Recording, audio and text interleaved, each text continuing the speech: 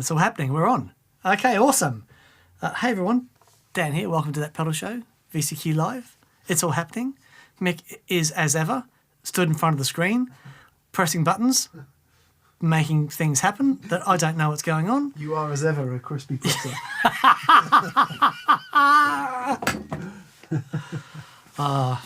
He's given me hours of pleasure, that guy.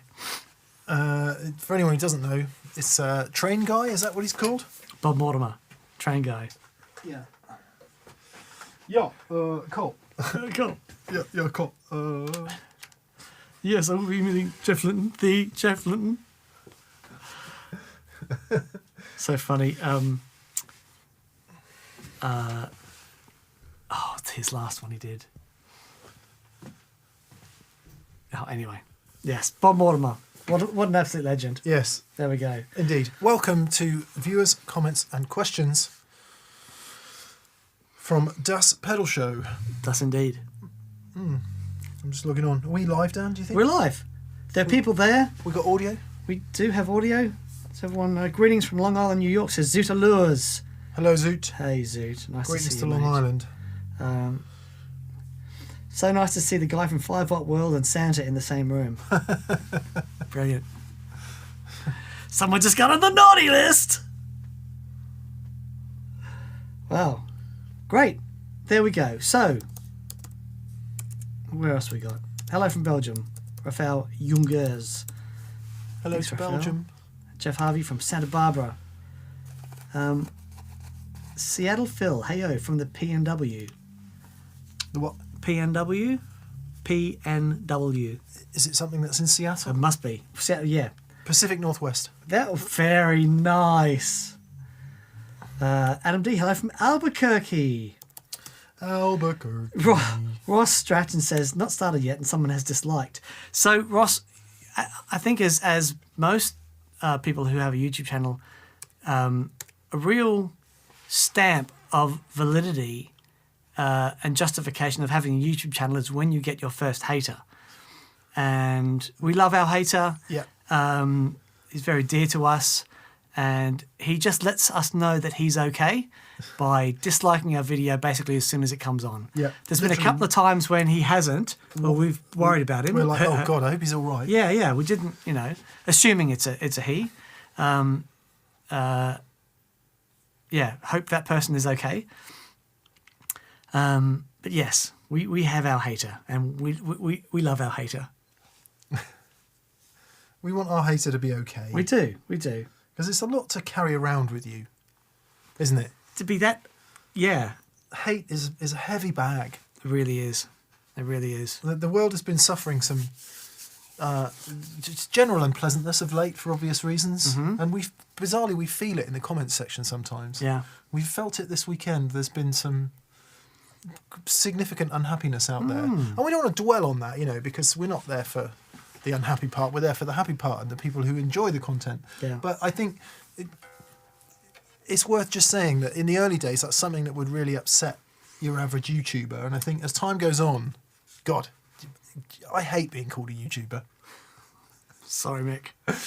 But as time goes on, there's just a sorrow that goes with it. It's like, wow, there's so many unhappy people out there. You don't need to be unhappy in that way. You can just drop that unhappiness. Totally. And your life just gets better when you drop it. Yeah, totally. Anyway. What a cheery note to start on. Do you think Dan is a bit overexposed? Or? Oh, I'm so overexposed. It's unbelievable. He is a little bit, isn't he? No, it looks good. I mean, as far as the quality that this can look like. There's a lot to work with. There's a lot to work with there. There's a lot to expose. How dark can we make this side of the room? That is the question. Well, quite dark as it goes. Okay. Yeah. What, without affecting you? Yeah. What, just turn that off? Well, we'll just turn it down a bit. I am going to turn it down a bit. All right. Because the EOB Strat looks a bit overexposed to me, and that is bothering me. Okay. I can just put it away. One day before the end of time, I will find today's video. And, yeah, well, there we are. There, it says live, Dan. Yeah. It's all happening. Yeah. How was everyone? Did everyone have a good weekend? Thing TV says, how about that European Super League? I saw there's something about it, and I just moved on. Yeah, so the various kickball teams that have that thing. Yeah, right. 22 blokes all running after the white ball. That okay. thing. Right. Oh, sorry, 22 ladies. Ladies football is extremely popular now, so I understand.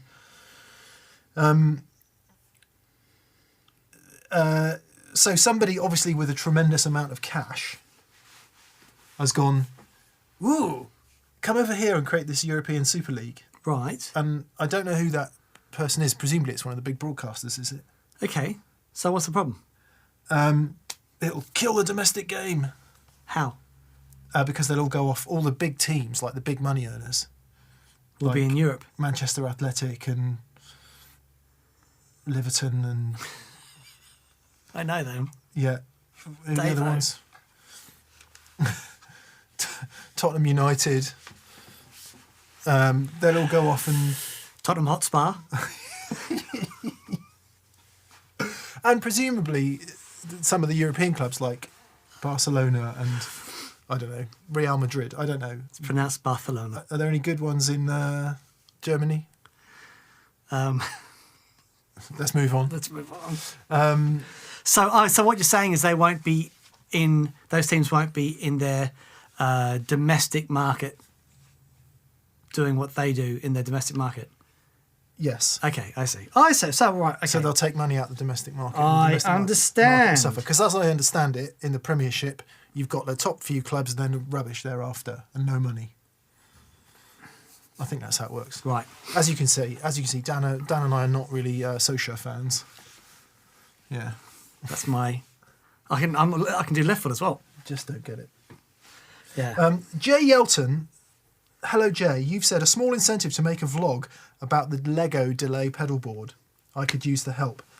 You are going to love Friday's show. You really are. Dan has gone to town in a... worrying fashion. Yeah, in a way that is unimaginable to most humans. He's made the Lego board, the Lego delay board. Yeah, all coming up on Friday. Yeah. Ben Han 9393. Sorry, after that long rambling intro about soccer and all the rest of it, if you're new, we do this every Monday. Dan and I do a live Q&A where people can ask questions, and we try and answer as many as we can. Super chat is turned on, and we prioritise those. We do indeed. But not prioritising a super chat. Benhan9393 says, do you recommend clipping the bright cap in the deluxe reverb? I mostly play at home and my tube screamer sounds fizzy at low volumes. Yes. Snap. Yeah, it's a pretty hateful thing at low volume actually. Past about sort of 4, it makes less and less difference. It's like a valve amp vasectomy. Get in there. Done. Don't worry about it anymore. Except in this case, taking the bright cap out makes it more useful.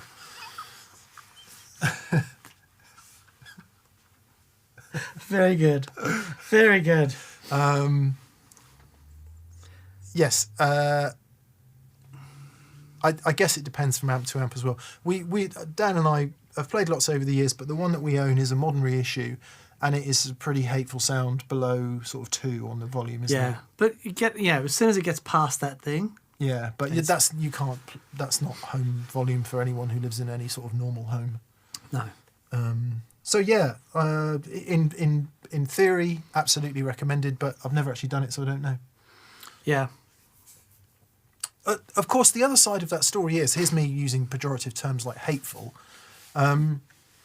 If you like that really crispy top end and very bright sound, which is entirely relevant for lots of styles of music, then no, leave it in there. But in your case, you're saying the tube screamer sounds fizzy. That is a big part of why it sounds fizzy. Yeah, and if you snip it and you don't like it, there are other things that you can do, as far as bright cap mods, putting resistors and things in series with the capacitor and all that sort of stuff to change the effect that the capacitor has when it's turned down. What I don't know is if the normal channel has a bright cap. I don't think it does. if the normal channel doesn't have a bright cap, that will give you a good indication of what will happen if you take the bright cap away. Very good. But I don't know that. So plug it into the normal channel and see how that sounds. I don't know that for sure. Someone in the comments will tell us. M. Tham says, "Hi, Mick and Dan. It's my birthday. Happy birthday. And I have a matchless, yes you do, and a Milkman combo, nice, arriving today. Can you give a shout out to my daughter Francesca, who is 1 year into playing guitar, and Mick, she wants a Strat." Nice. Nice. Yeah, hello Francesca. My daughter plays guitar as well, and it's a wonderful, wonderful thing. And some of my happiest memories is actually playing guitar with my daughter. And it's just such a wonderful thing to be able to do, a wonderful thing to be able to share. And yeah.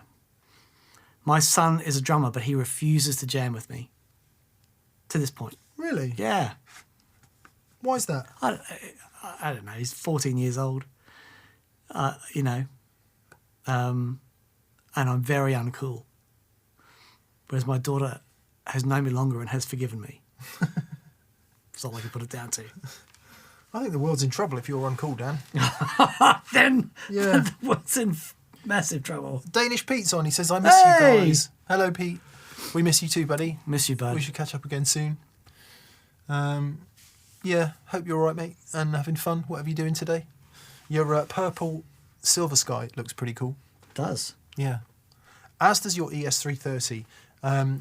A family friend of Pete sadly passed away just recently and left him a 61 ES330.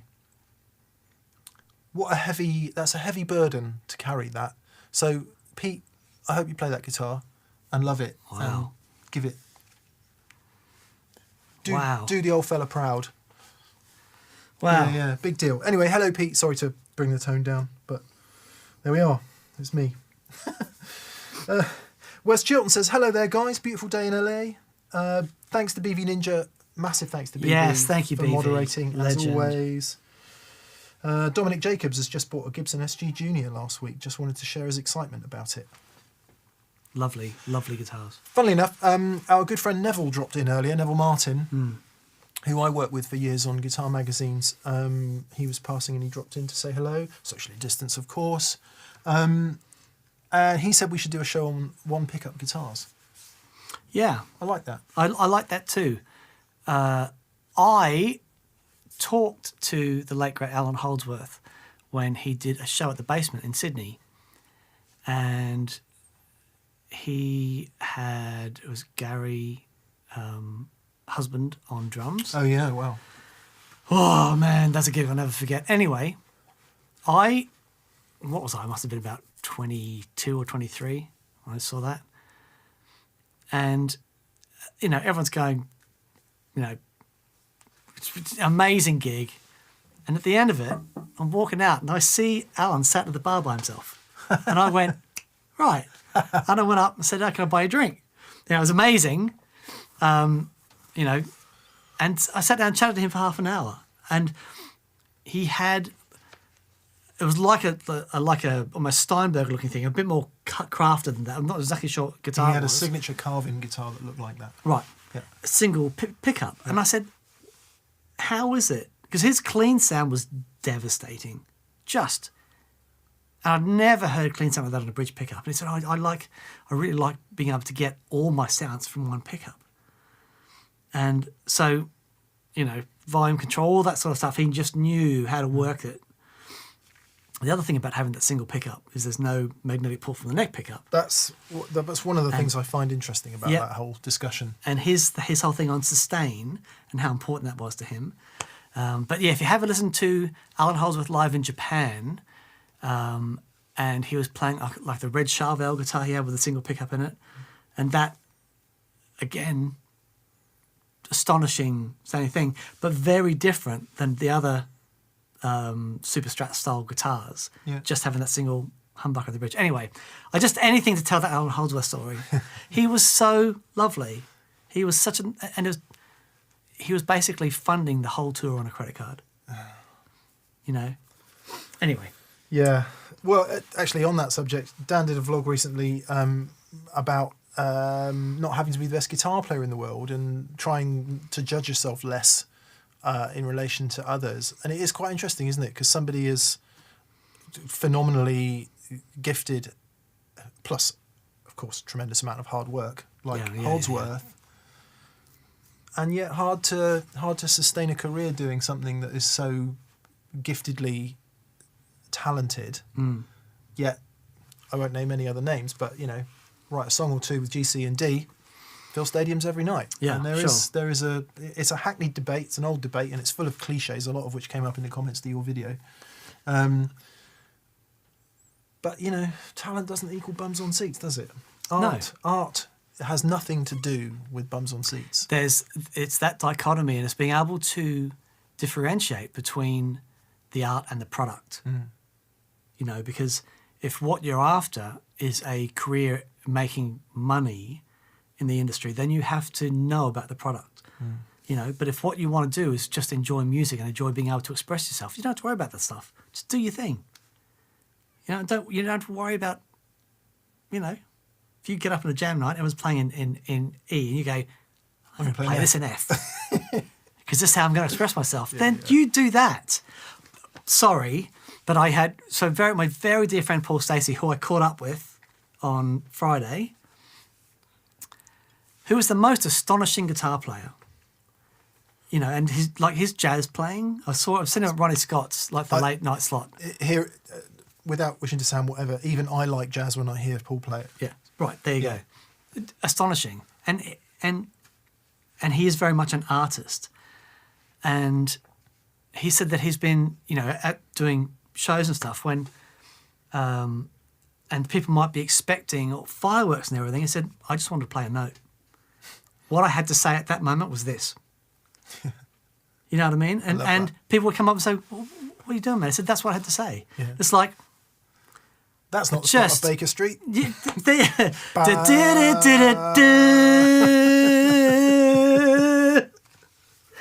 Tony Moore says, question for the two of you. What instrument do you wish you knew how to play and why? Piano. I was going to say guitar, actually. But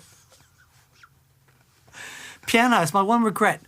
Yeah. I've got a couple of regrets, but when I was 10, my sister was getting piano lessons. I thought, this sounds like fun. And because I love the sound of piano player, a very close, very dear friend of mine is the most astonishing piano player. And whenever I hear him play, it's like, I just wish I knew how to do that. It's that lines. It's intertwining. What's this called? It's like a bit of Mark. But yeah, piano. Also because of the linear nature of piano. Yeah. And all of my... there are so many wonderful guitar players who I love also play piano. And I think it helps... The linear nature of piano, I think, helps them visualise stuff. Yeah. Yeah, it's definitely piano or drums for me, I think. Piano for being able to sit there and sing a song and be a complete instrument. Yeah. Bass and treble and melody and harmony. And drums, because I think I love drums more than any instrument, right, including guitar. Right. Talking of piano, no names, right? There's no names here.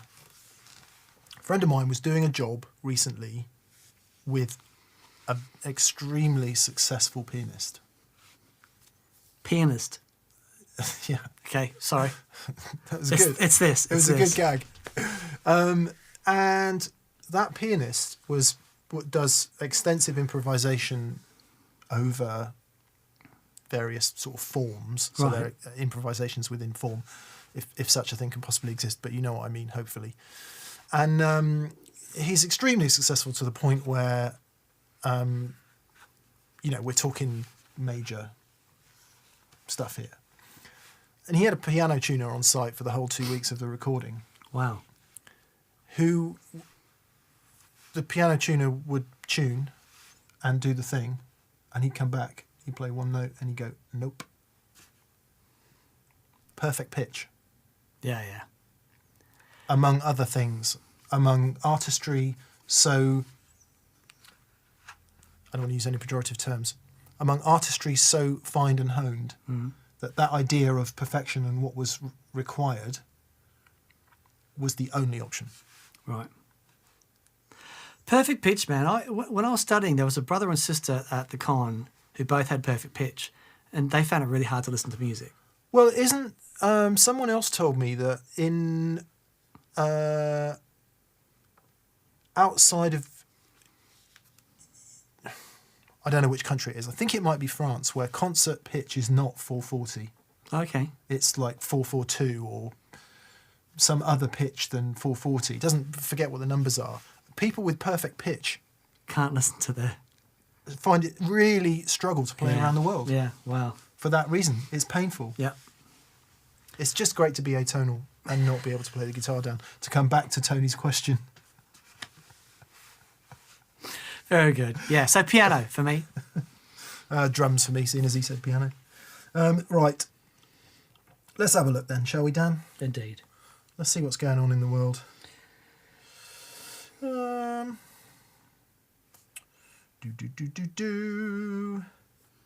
got quite a lot of super chats coming in, mate. Okay. Ooh, we might have to turn it off soon. Yes, we said hello to M Fam, didn't we? As the did. Matchless and Milkman. We did. And Francesca. Nina Head DJ. Hello, Nina Head DJ says, "Hi gents, I'm curious. Have either of you tried the Fishman Fluence pickups? Greg Koch makes the Strat set sound so good in his blonde Strat. I'm considering buying another custom shop Strat and throwing a set in." I've only ever heard, like, being in the room with Greg as he's playing them. They, you know, they do sound amazing, but it's Greg. You know, he's so jaw-droppingly... That's the non-variable factor in that. Exactly. I haven't played them personally. I reviewed them for Guitarist magazine, I think, and certainly did the demo when they first came out. And oh, really? I got to the end of it, I was like, nah, not for me. Right. Yeah. Just, it's very difficult with this stuff, because if you say that's not for me, it implies that it's not as good. Yeah. And that's just not the case. No. All it is it's different. And having had and this was previous to me having had a vintage Strat for any length of time, but previous to having the 61, you know, I like old pickups and stuff, and certainly all the old Strats that I'd heard just definitely stuck in my memory as being significantly more pleasing to my ears. Sure. All the good old Strats that I'd heard, should I say, than anything new. And having the pleasure of having that 61 for so long, you know, unfortunately, it just underlined it for me. Nothing sounds like those old guitars. So that's my... And to the point where I'm struggling to play my Strat at the moment, because the 61's going back, and I don't really want to play my Strat because it just doesn't... Let's find you Doesn't an old sound Strat. right. I think we just need to find you an old Strat. I don't do. know. I think I'm enjoying the hollow bodies at the moment. I'm happy Okay. to have some time away from the Strat. But anyway, it's not about me. It's about Fluence pickups. it's not about me. It's about what you think of me. You don't need our opinion on it. You've heard Greg play them. You've heard them sound awesome. Yeah. If you've got a hankering for it, go for it. Yeah. Yeah. Totally. Just got a tomato tone, says Tom Bromby. Hi, Tom. Nice. The preamp can replicate so many pedals so well. Which one drive would you complement to go with it to stack? That is a really, really great question. So the reason I'm not using the tomato tone quite so much is because of that, because I want to stack stuff. Yeah. And you can't stack it within itself. Yeah. So what would you choose? Treble booster. A treble booster. Yeah, and you'd so run that before? I put that before it and boost it into it, but I also use a page boost after it. Yeah. And I find that I get the combination of those three. Interestingly enough, though, the D&M drive does something on the high gain side, on my side, that is like a sweeter, more compressed tone that I don't get from the tomato tone. But stacking, I mean, I've got sounds where at the moment I'm stacking the treble booster into the tomato tone into the page boost. And I'm using the EQ on the tomato tone to fatten things up before I boost it with the page thing. But I'm using the treble booster to give it extra drive. And it's just, yeah. Yeah, I've got... the surprising thing for me in the tomato tone is how good the fuzzes are. Oh, the fuzzes are amazing. I wasn't expecting that No. for some reason. And so my first answer would be, having not played it much, would be a fuzz. but actually the fuzzes are really exceptional. What it does seem to have over your common or garden overdrive pedal is amazing headroom, amazing clarity and fidelity. So for me, that's the thing that it excels at. So I'm inclined to agree with you, going something to shape that. Yeah, yeah. Is probably... So clon after it for a booster thing. Yeah, it would have to be... It couldn't really be anything else apart from a clon, because I think if you stack it into something else... That didn't have that, can't cave in. Clamps it down, then totally. I don't think that's... You're not really getting the best from it. And the Page does. The Page is such a beautiful boost for that thing as well, but it doesn't... It's a full range thing. But yeah. It's a tough one. I guess probably live with it for a bit and see what you're feeling. You know, if we very broadly say clean, really dirty guitar tones, I mean, it's a bit reductive, and you find that your use of the tomato tone is predominantly here, then maybe you want something here to complement it. If you find that actually you're using more of the higher gain sounds, if you're using lots of both, well, maybe you need both. Yep. Very good. Wooly Fox, hello Wooly, says, hi Dan and Nick, hope you're both well and great to see you both back in the room. My question is, what should I look for first in a modulation pedal for my board? I play blues and stoner rock. So Wooly wants a first modulation pedal playing blues and stoner rock. It's identifying the modulation that you like. So, for example, if you like, listening to Hendrix, what's a Hendrix tune that uses the vibe? There are a few, but Machine Gun is one that first comes to mind. If you listen to that and go, yeah, that's the sound I want, then vibe pedal. If you listen to the solo in Hotel California with the modulation on that, is it Don Felder that plays with the phaser? That's a really good question. I reckon it's Joe Walsh that comes in with the phaser. Okay. I don't know who plays the opening lick. Surely Joe Walsh plays the opening lick. And the phaser comes in after. But if you hear that and go, yeah, man, that's cool, then you want a phaser. If you hear, hunt down examples of tremolo, phaser, flanger.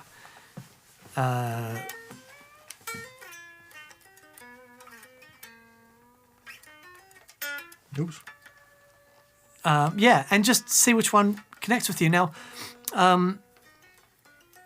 it might be that a flexible tremolo that you can switch between normal tremolo and harmonic tremolo, which is sort of, can give you some sort of phasey vibes. That might be a good option to try out. But just identify the ones that you think sound really, really cool. Like, for example, when I first heard Andy Summers, and I just went, how is he getting that? It blew my mind. And I thought it was a CE1. Yeah. Wow. Yeah, Yeah, I don't know who it is that by one. then. Because that bit surely is... Ooh.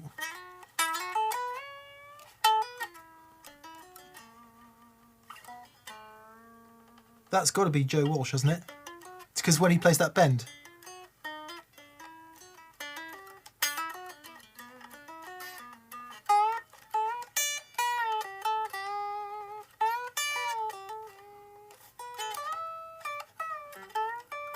Maybe, don't know.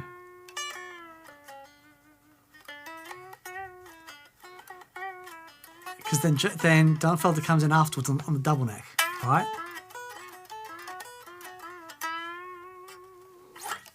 There you go.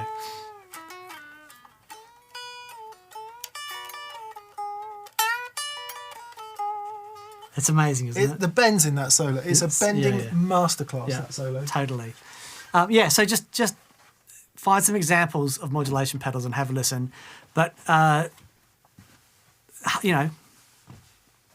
the harmonic tremolo might be a good shout as well. Yeah, I was going to say something harmonic tremolo because you've got a bit of vibey in there. Yeah. I'm trying to think of stoner rock. I don't know very many stoner rock bands.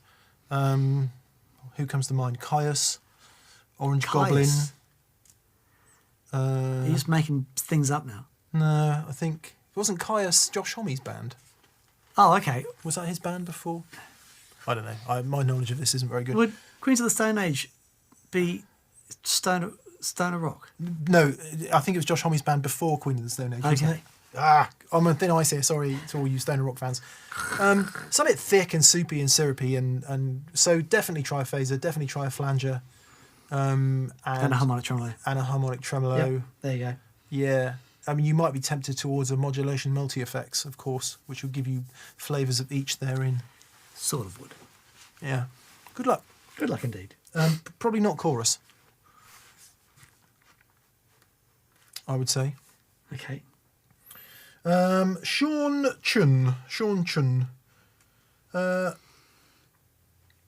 Thoughts on a show of perceived volume versus actual volume? Psychoacoustics. Yeah. Very interesting. Setting levels across the board. After 15 years of live playing, it's still something I struggle with.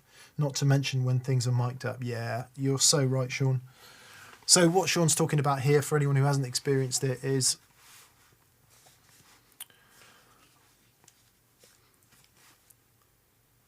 one's experience of a guitar tone is affected significantly by frequency and by envelope of the note, how much overdrive there is, all that kind of stuff. So if somebody smashes in with a massive overdrive sound, which sounds like aggressive and there's loads of bottom end and it's like, that can sound really loud, but actually it's not that loud, and when you hear it in a mix it's really not. Yep. Conversely, you hear a nice clean guitar tone, it's got a mad transient on the front of the note, might not actually sound that loud, but it really is loud and Yep. it really cuts in a band Yep. mix. And perhaps, Sean, what you're galloping towards here is the problems that then ensue with other band members, sound engineers, particularly singers, who think you're cloaking all their... Yeah. Yeah. But how many times have you been doing a sound check and the drummer is there just bashing, you know, and the sound guy's got no problem with his really loud drums, and you go, and your guitar isn't even on. I just turn it down a bit. It's like that always. I never understood that. Yeah. Well, I suppose a drummer might argue that. Well, a decent drummer might argue that there's only two cracks. They all argue, mate. There's only two cracks of that snare drum every bar. Yeah. Whereas totally. Whereas if you're playing a massive, great sustained. Yeah. Whatever. No, I get that. It's just all over. So yeah, it's a really good show. We'd have to think very. There'll be a way to do it, but yeah, it's all that stuff and Fletcher Munson curves and all that stuff is very interesting. How to make it engaging is yeah. another. Simon lent me a book on psychoacoustics. Actually, Okay. I was interested in it for about 2 seconds. Is that the was the Bates Motel with a Martin guitar?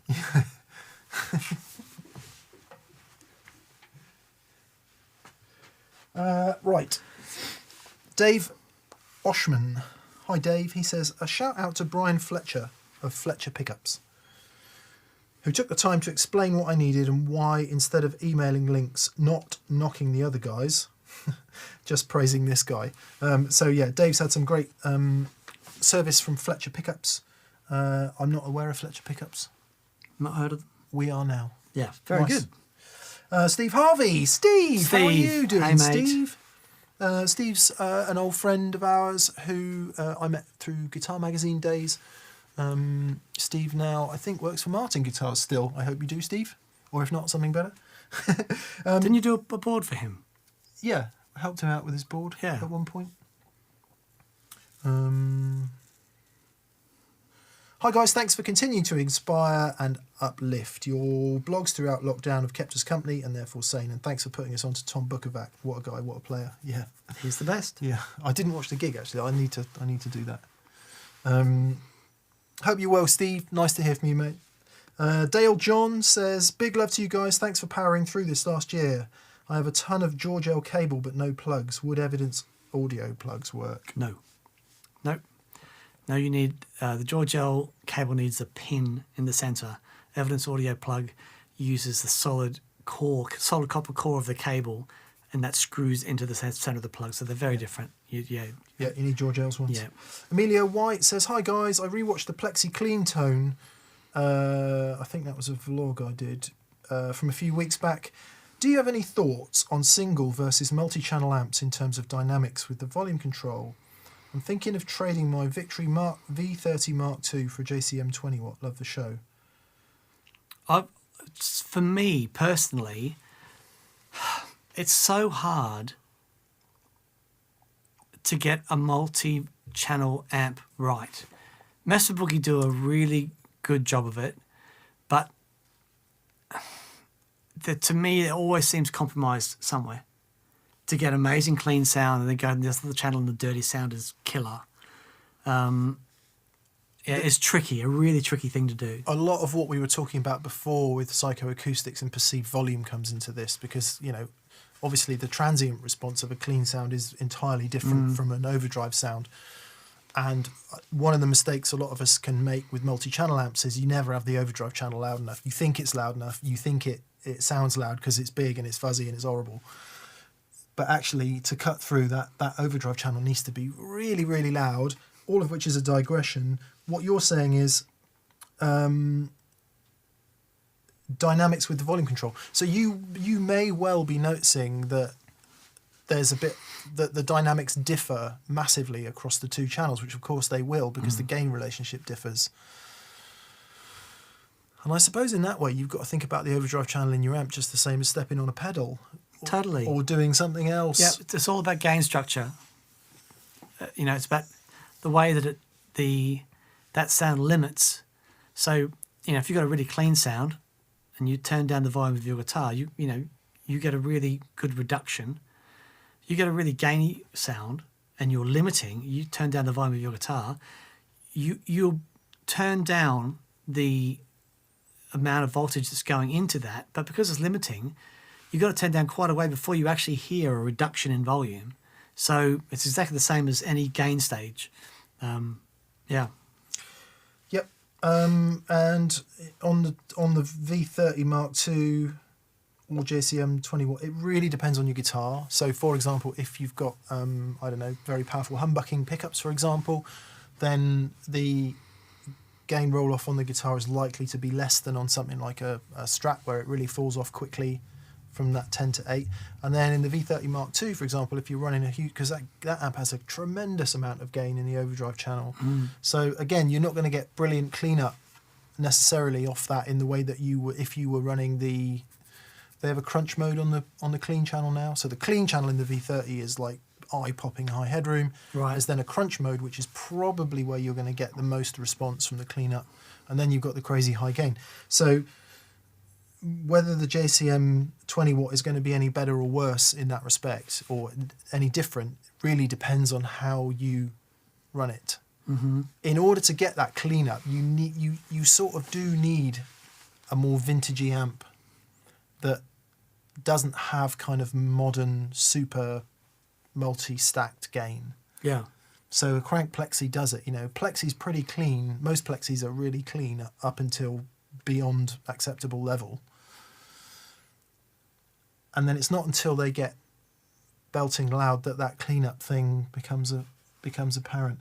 And of course, it requires the buffer if you're using single coil pickups. So one of the reasons that it works, I'm just remembering back to the vlog, is that it's that buffer that stops all the treble going away when you turn the guitar down. So you could try that if you've, for whatever reason, overlooked that part of the video and you think it's just all about the amp. It's definitely not. It's about that buffer in the circuit as well. Sorry, very good. No, it's very good. I'm gassing because I'm trying to remember what was in the video. Very good. Good luck. Martin Cable. Hello, Martin. Hello, Martin. I'm getting gig fit. How do you gents deal with stage fright? I'm okay on my own, but as soon as I have to play in front of anyone or try to record myself, it falls apart. It's especially bad in grade exams. Do you have any tips? I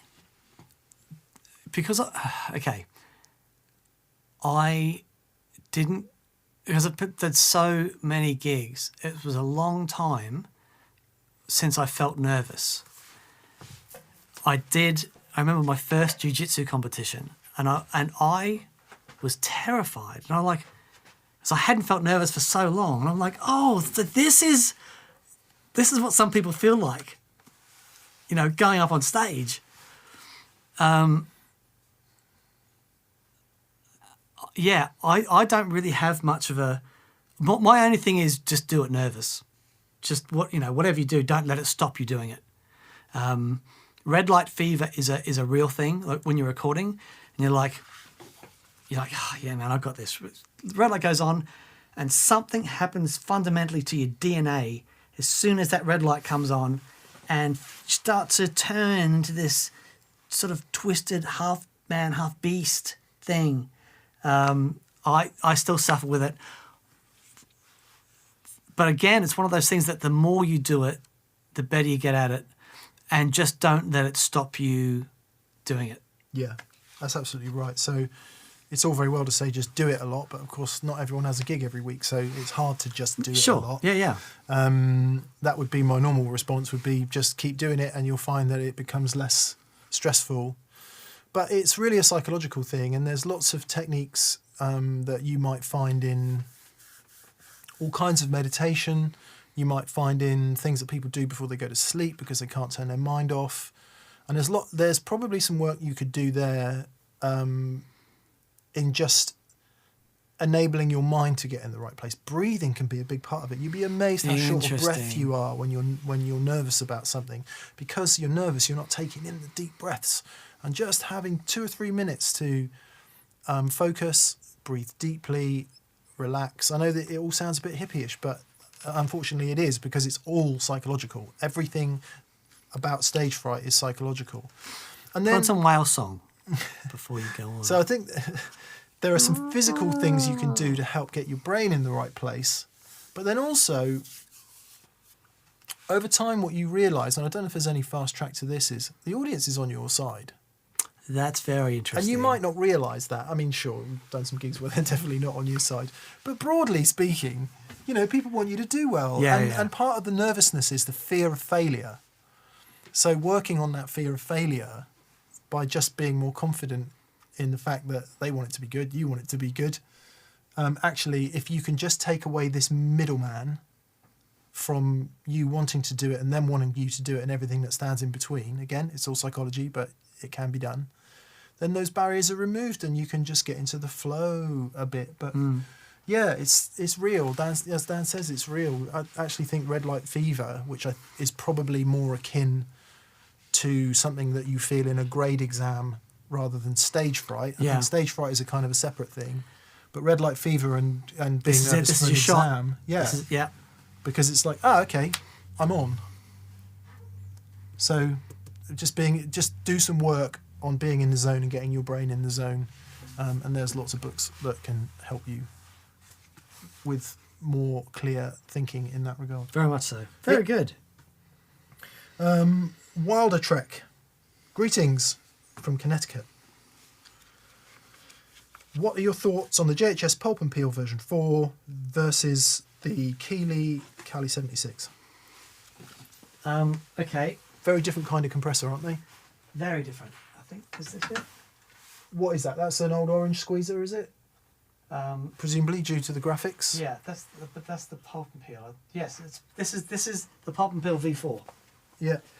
And it's based on the Dan Armstrong circuit, which is a very particular sort of circuit. Now, I really like this. Analog Man does an orange squeezer type pedal. It's just a single knob, and I think this is great. This is more flexible, but if you want that just the straight up orange squeezer thing, the Analog Man is amazing. Is it a more overt compression effect? Very much so. Okay. It's a compression effect. Yeah. Everything is squashed. It's squashed with treble and grit. It's really interesting.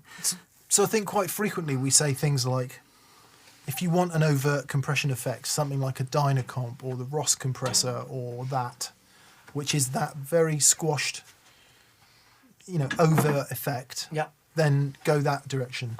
If you want more of a studio, subtle, tone-enhancing, less overtly effect, but super high fidelity, go for something like the Cali 76. The Cali 76 is more like a studio compressor. Yeah. The Compressor Pro, the Keeley Compressor Pro, is a really fantastic studio-style compressor. The Cali 76 again is sort of same sort of jobby. Yeah. William Moranto. Hello, William. He says, just want to say you guys are fantastic. Well, thank you, William. That's bless very kind you. of you. Have you considered demoing a Fender Twin Reverb as a pedal platform? We have used the Twin before when we were showing the difference between fuzz pedals. Oh, yeah, it was Dave Gregory's, wasn't it? Yeah, I think so. Yeah, because you played Fender Twins for years. I had a quad reverb, which is like a 4x12 Fender Twin, and that was stolen along with my 64 Strat.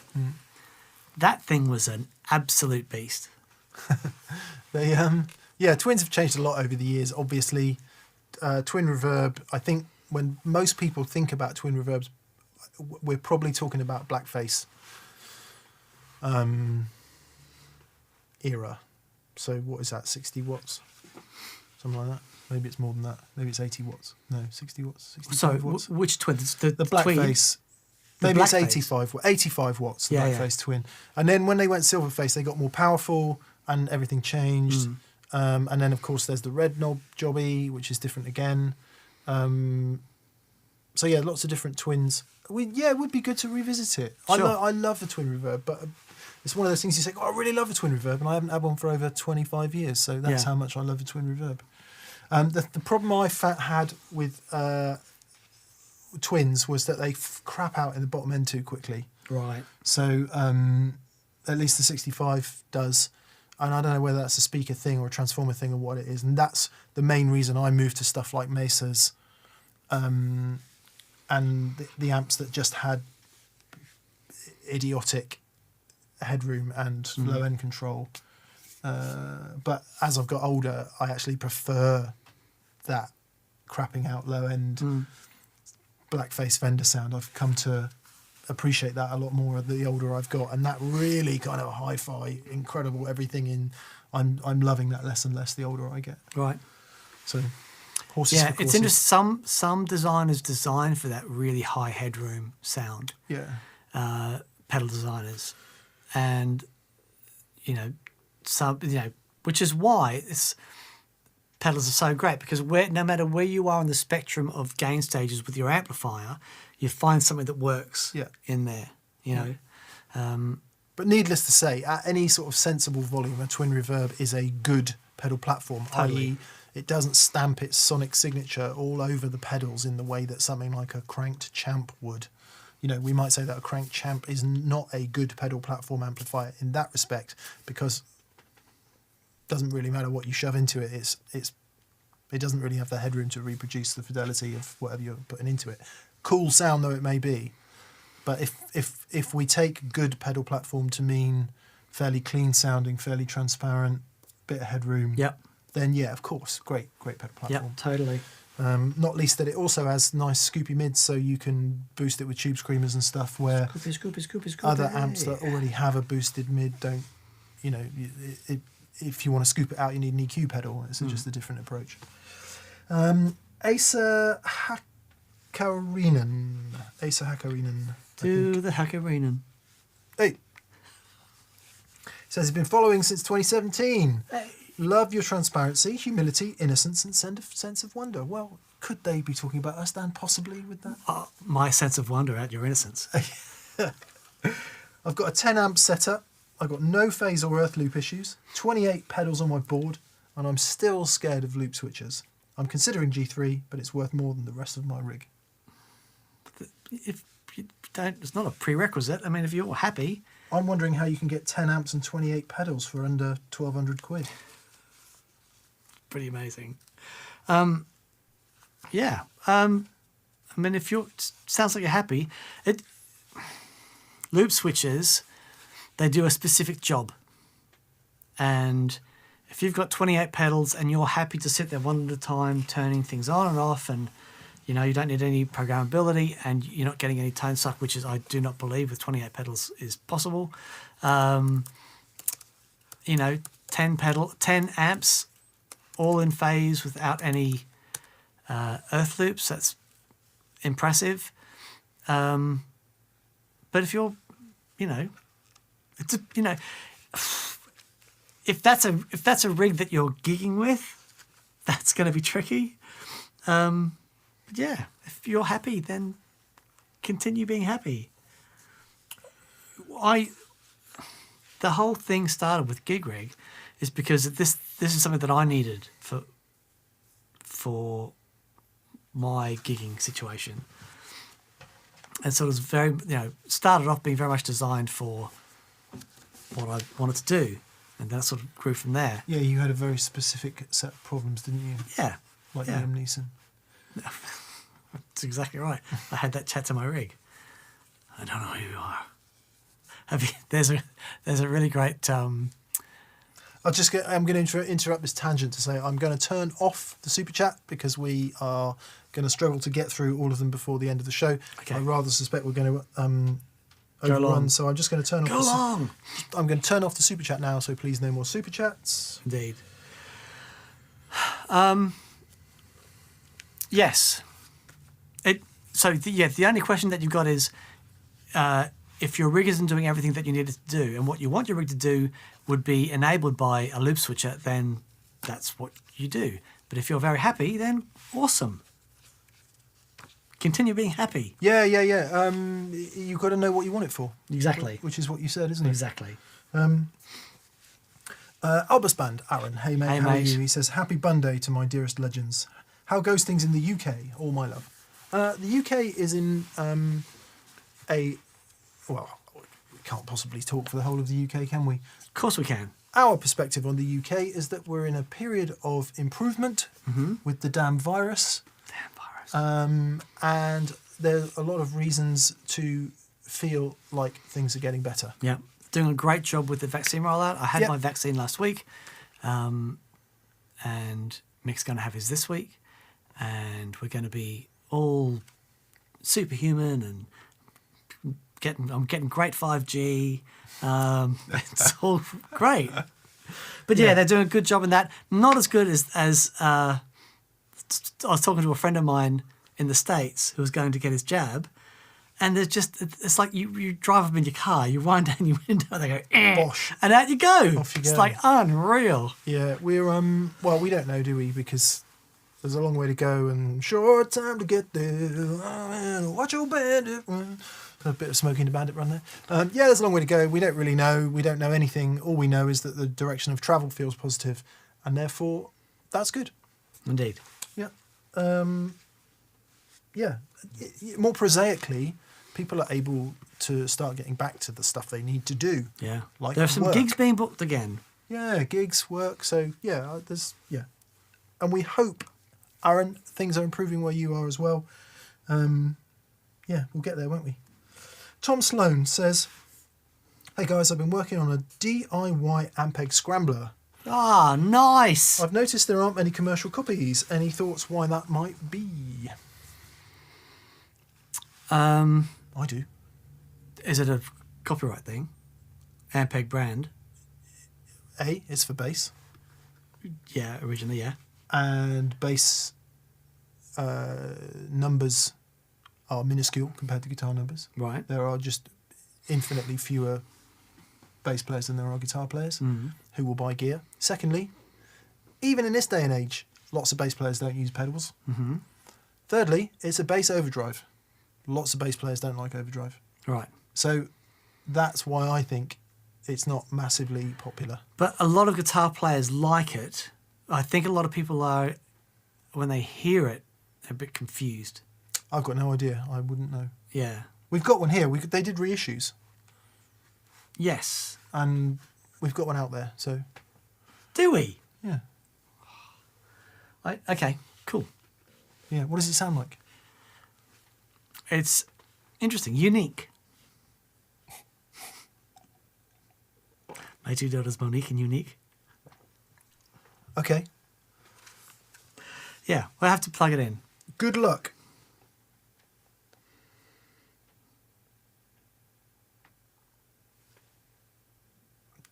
Right. Right. Howdy, legends. Mick, my surname is pronounced Baylog. Long Baylog, but with a long A. A. So is that Baylog or is it Bylog? Bylog. Baylog. A. No, I don't think that's. I think that's a short A, isn't it? Oh, I see. It's not as short as Balog. Exactly. Baylog. Baylog. Justin, sorry, mate. He says, I'm still loving my Monk. I took it on tour to my local guitar shops.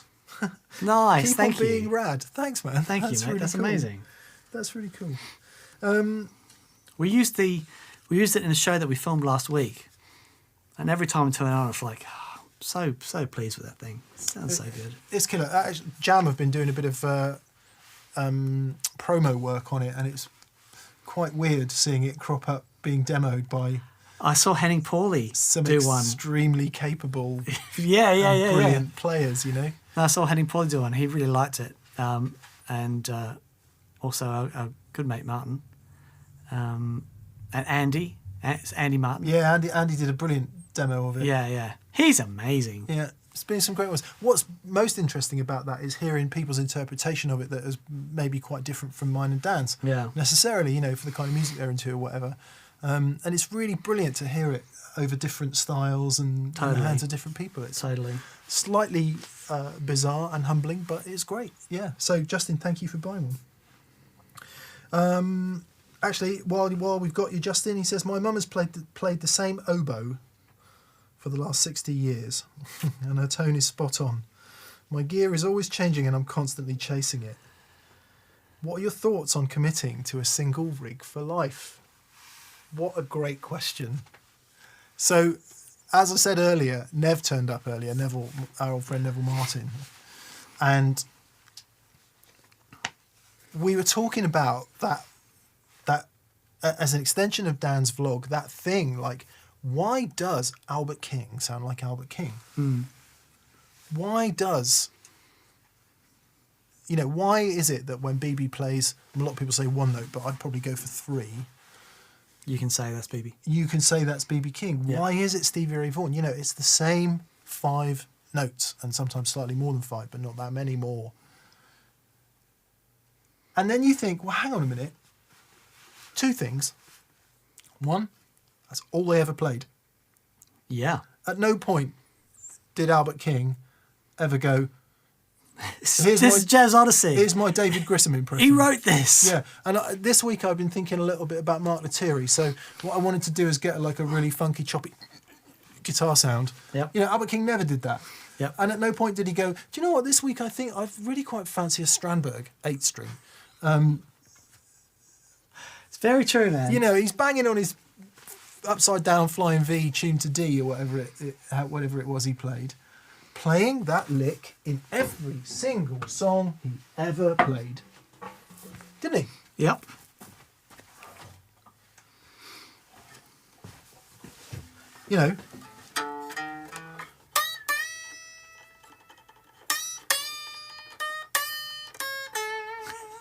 Right. Which, of course, is where Stevie Ray got Yeah, it of from. And if course. you listen to Albert do it with loads of reverb and just, let's be honest about it.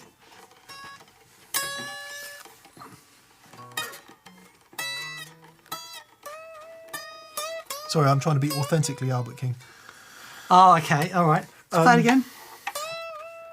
It's, and for anyone who finds this disrespectful, please know that I love Albert King. It's, it's the Stevie Ray lick, the Albert King lick.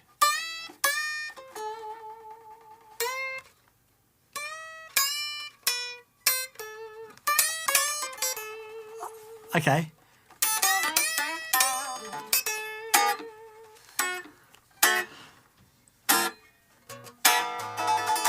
Anyway, sorry, Albert King tangent.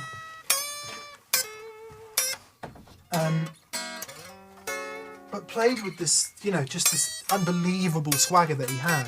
So what? My point is, he only ever played one guitar, really, and one lick, or a very small handful of licks. So it could only ever have been him. Whereas the rest of us, as you allude, Justin, are, what am I doing this week? Putting new pickups in an Epiphone, no, in a Gretsch. Why? And what do I play when I go, oh, here's how the Gretsch sounds. I go.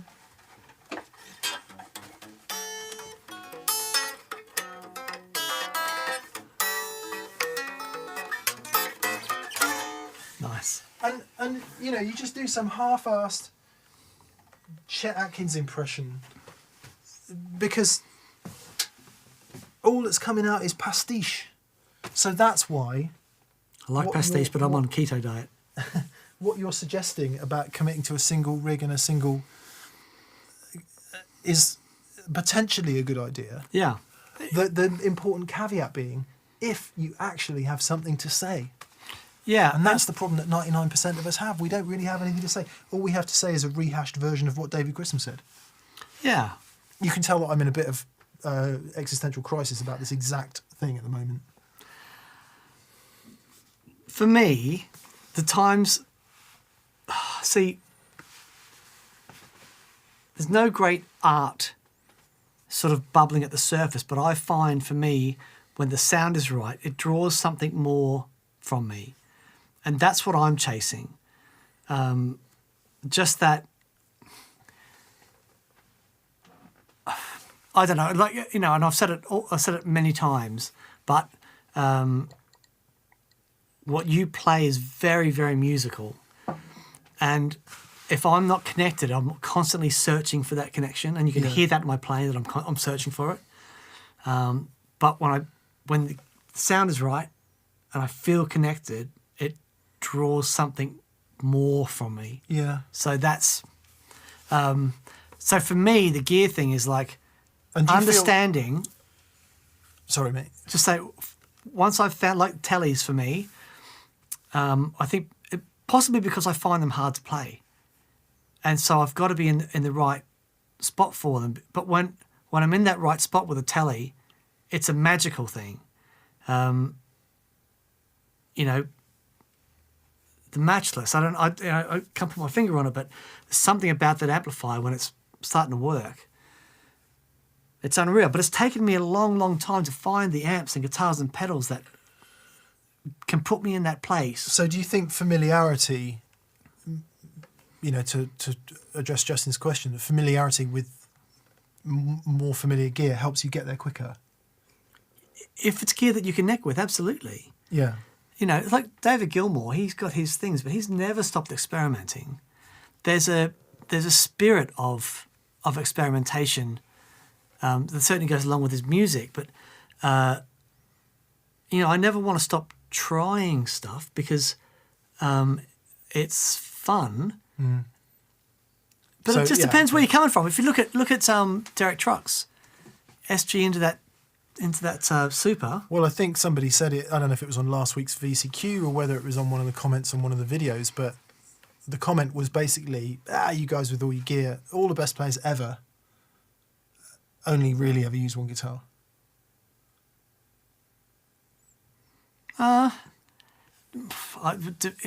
If they're doing their own thing, that's it, isn't it? If they're doing their own thing, sure. Yeah, and you could say like, you know, Clapton used them all, didn't he? Started off on a telly, went to Les Paul, 335, Strat, 335. But what you could also say about that is that they were very distinct periods in the sound of Eric Clapton, and it was almost like that guitar that he was playing.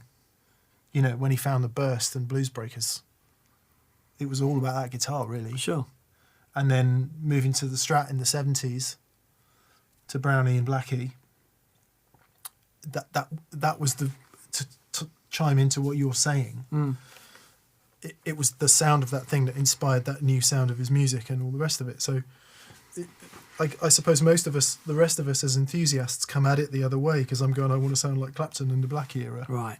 And that's why you have a Maple Neck Strat, or I want to sound like him in a Cream era, and that's why you have a 335 or a Firebird or an SG. So what ostensibly denotes your sound. Yes. Yeah. Because that's what we're doing, isn't it? As enthusiasts, we're chasing the sounds of our heroes rather than having any delusions of being heroes. The trick is knowing when you've found that thing that you connect with and not being swayed. So I won't mention anyone, but there are guitar players who in their journey have had the most astonishing sounds and then moved on from that and then it's like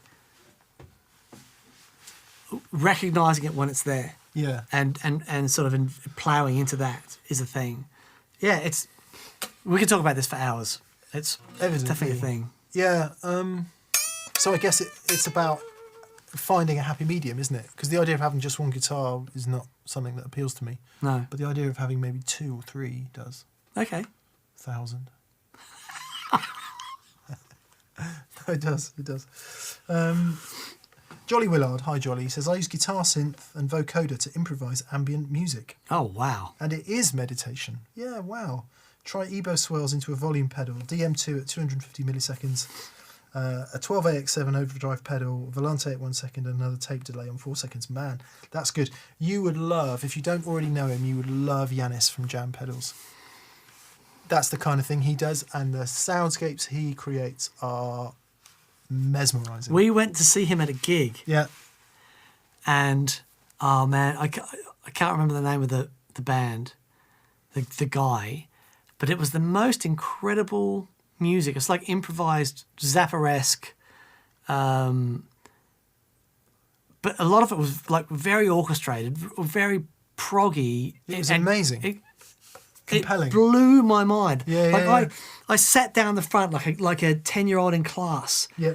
And and Yanis doing his thing, and I was transfixed. I tell you what amazed me perhaps the most about that gig, after how great How many people were there?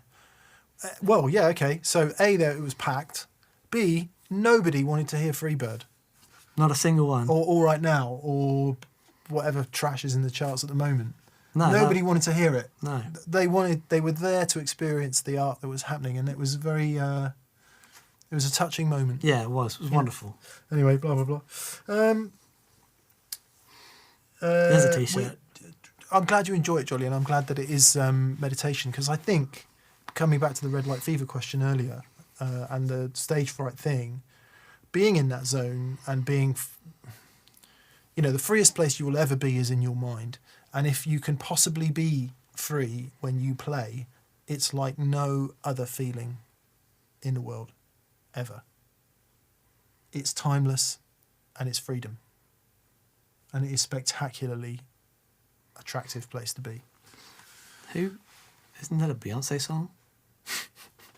Don't know. Okay. I was listening to Destiny's Child at the weekend. Destiny's Child, that's what I thought. They were so great. Didn't they do that? Free your mind. Is that them? And your ass will follow. That was before that. That was George Clinton, wasn't it? Wasn't maybe Free Your Mind was on Vogue? Probably. I don't know. It was. George Radcliffe.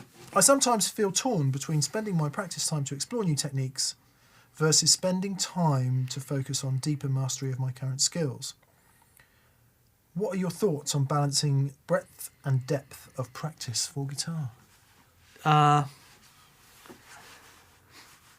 If there's something specific that you want to work on, like I'm doing a whole melodic minor thing at the moment over some chords. I'm also doing a chord study at the moment as well, and I really want to work on this stuff. It's something I've wanted to do since I was a kid, and I'm finding now I get to the point where I've run out of excuses, and I'm like, okay, I'm going to get this done. However, it has to be balanced up with the reason I wanted to create music in the first place, because you can disappear down that technical thing, and if you don't remind yourself why you're there, why you're creating music, it can be a tricky road back. You know what I mean? So I'll always take time out to just play and have fun and experiment and, find sounds and stuff. Or it might be, today I'm doing, melodic minor modes over a augmented major 7 thing.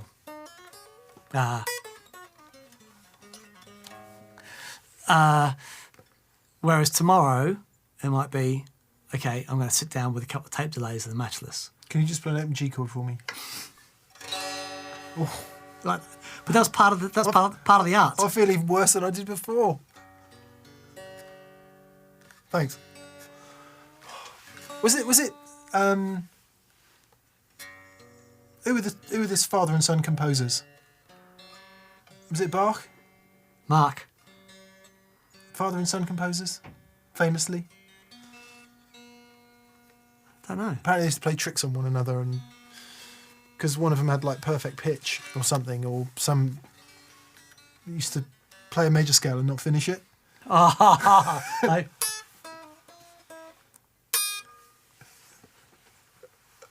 I, I may have completely misappropriated that story, but yeah, that's what jazz light sounds like to me. okay. I just need to hear a G chord in tune, preferably.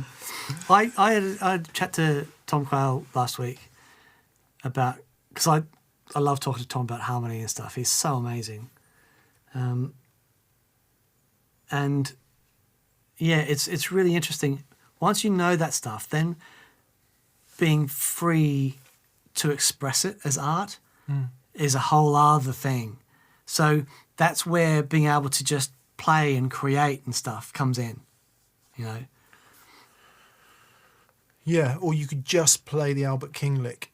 For You your could whole do it. It's life. the same. It's the same thing. Yeah, it's all based on the melodic minor. Yeah. I'm not for 1 second saying that either is better or worse than the other. I'm saying that at the end of the day, George, it's about what you want to achieve. And if your goal is to be this kind of like well-rounded, complete guitar player who can do everything, then maybe one way to approach it would be to think about your practice time as routine, as technique and theory and repertoire. So you spend some time on technique and theory, and it's pure technique and theory, and it's pushing yourself into new areas. And the other one being repertoire, which is, yeah, maybe there is something you want to focus on that you know really well, but you really want to nail it. I will always remember Paul Stacey, Honk, telling us about, I think it was a Tom Jones song. It wasn't a particularly complex. Burning Hell. Yeah. He played with.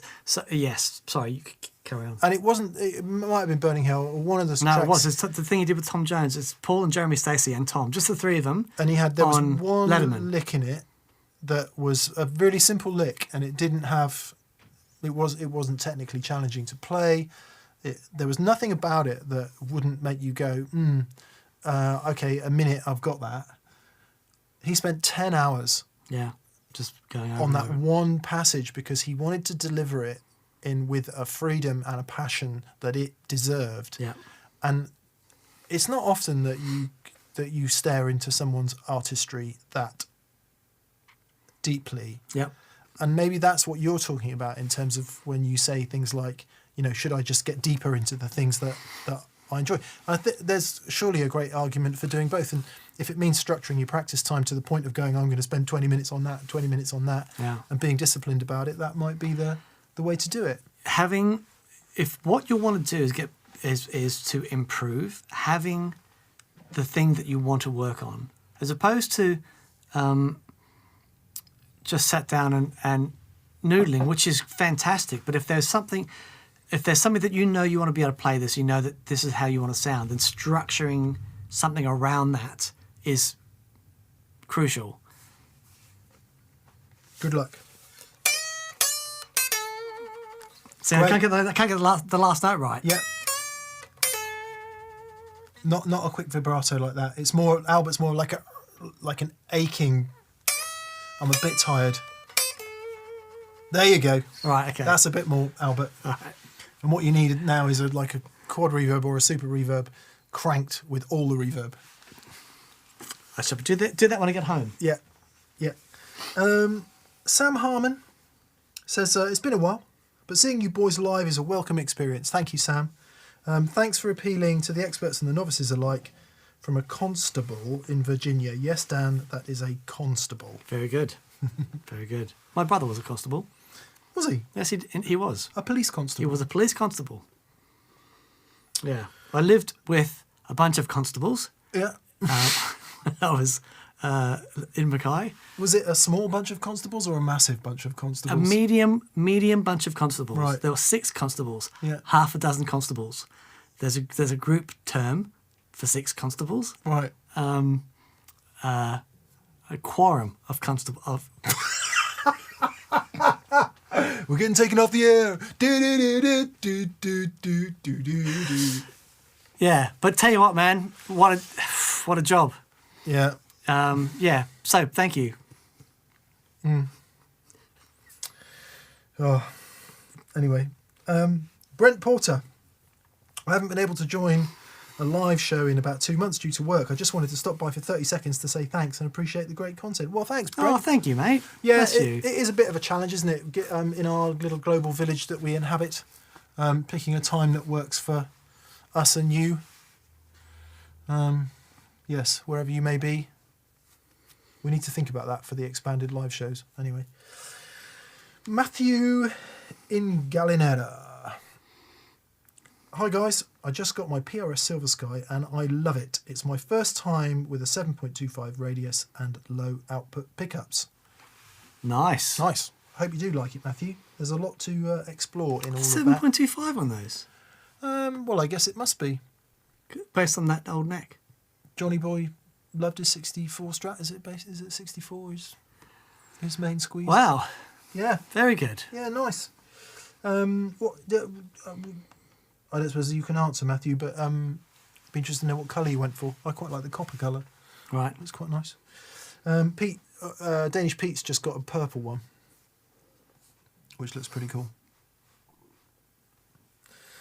Andres J89 says, I love the channel. I'm an apartment player who enjoys B.B. King, Vaughan, Bonamassa, Led Zeppelin, The Who, etc.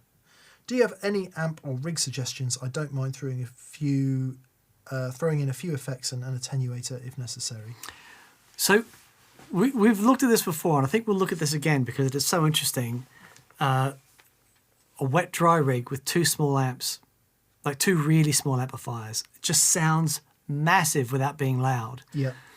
Yeah, really, really lovely. I think, yeah, you've got to make a decision about how much volume you can realistically make, because even 2 little amps, I don't know, 2 Pro Juniors or whatever, 2 5-watt amps, Pro Junior's not 5 watts, but let's say you had 2 5-watt valve amps, that is still, you're still going to be hitting over 100 dB easy with that. Yeah, yeah. Which is, way too loud for most apartments. So that may or may not be,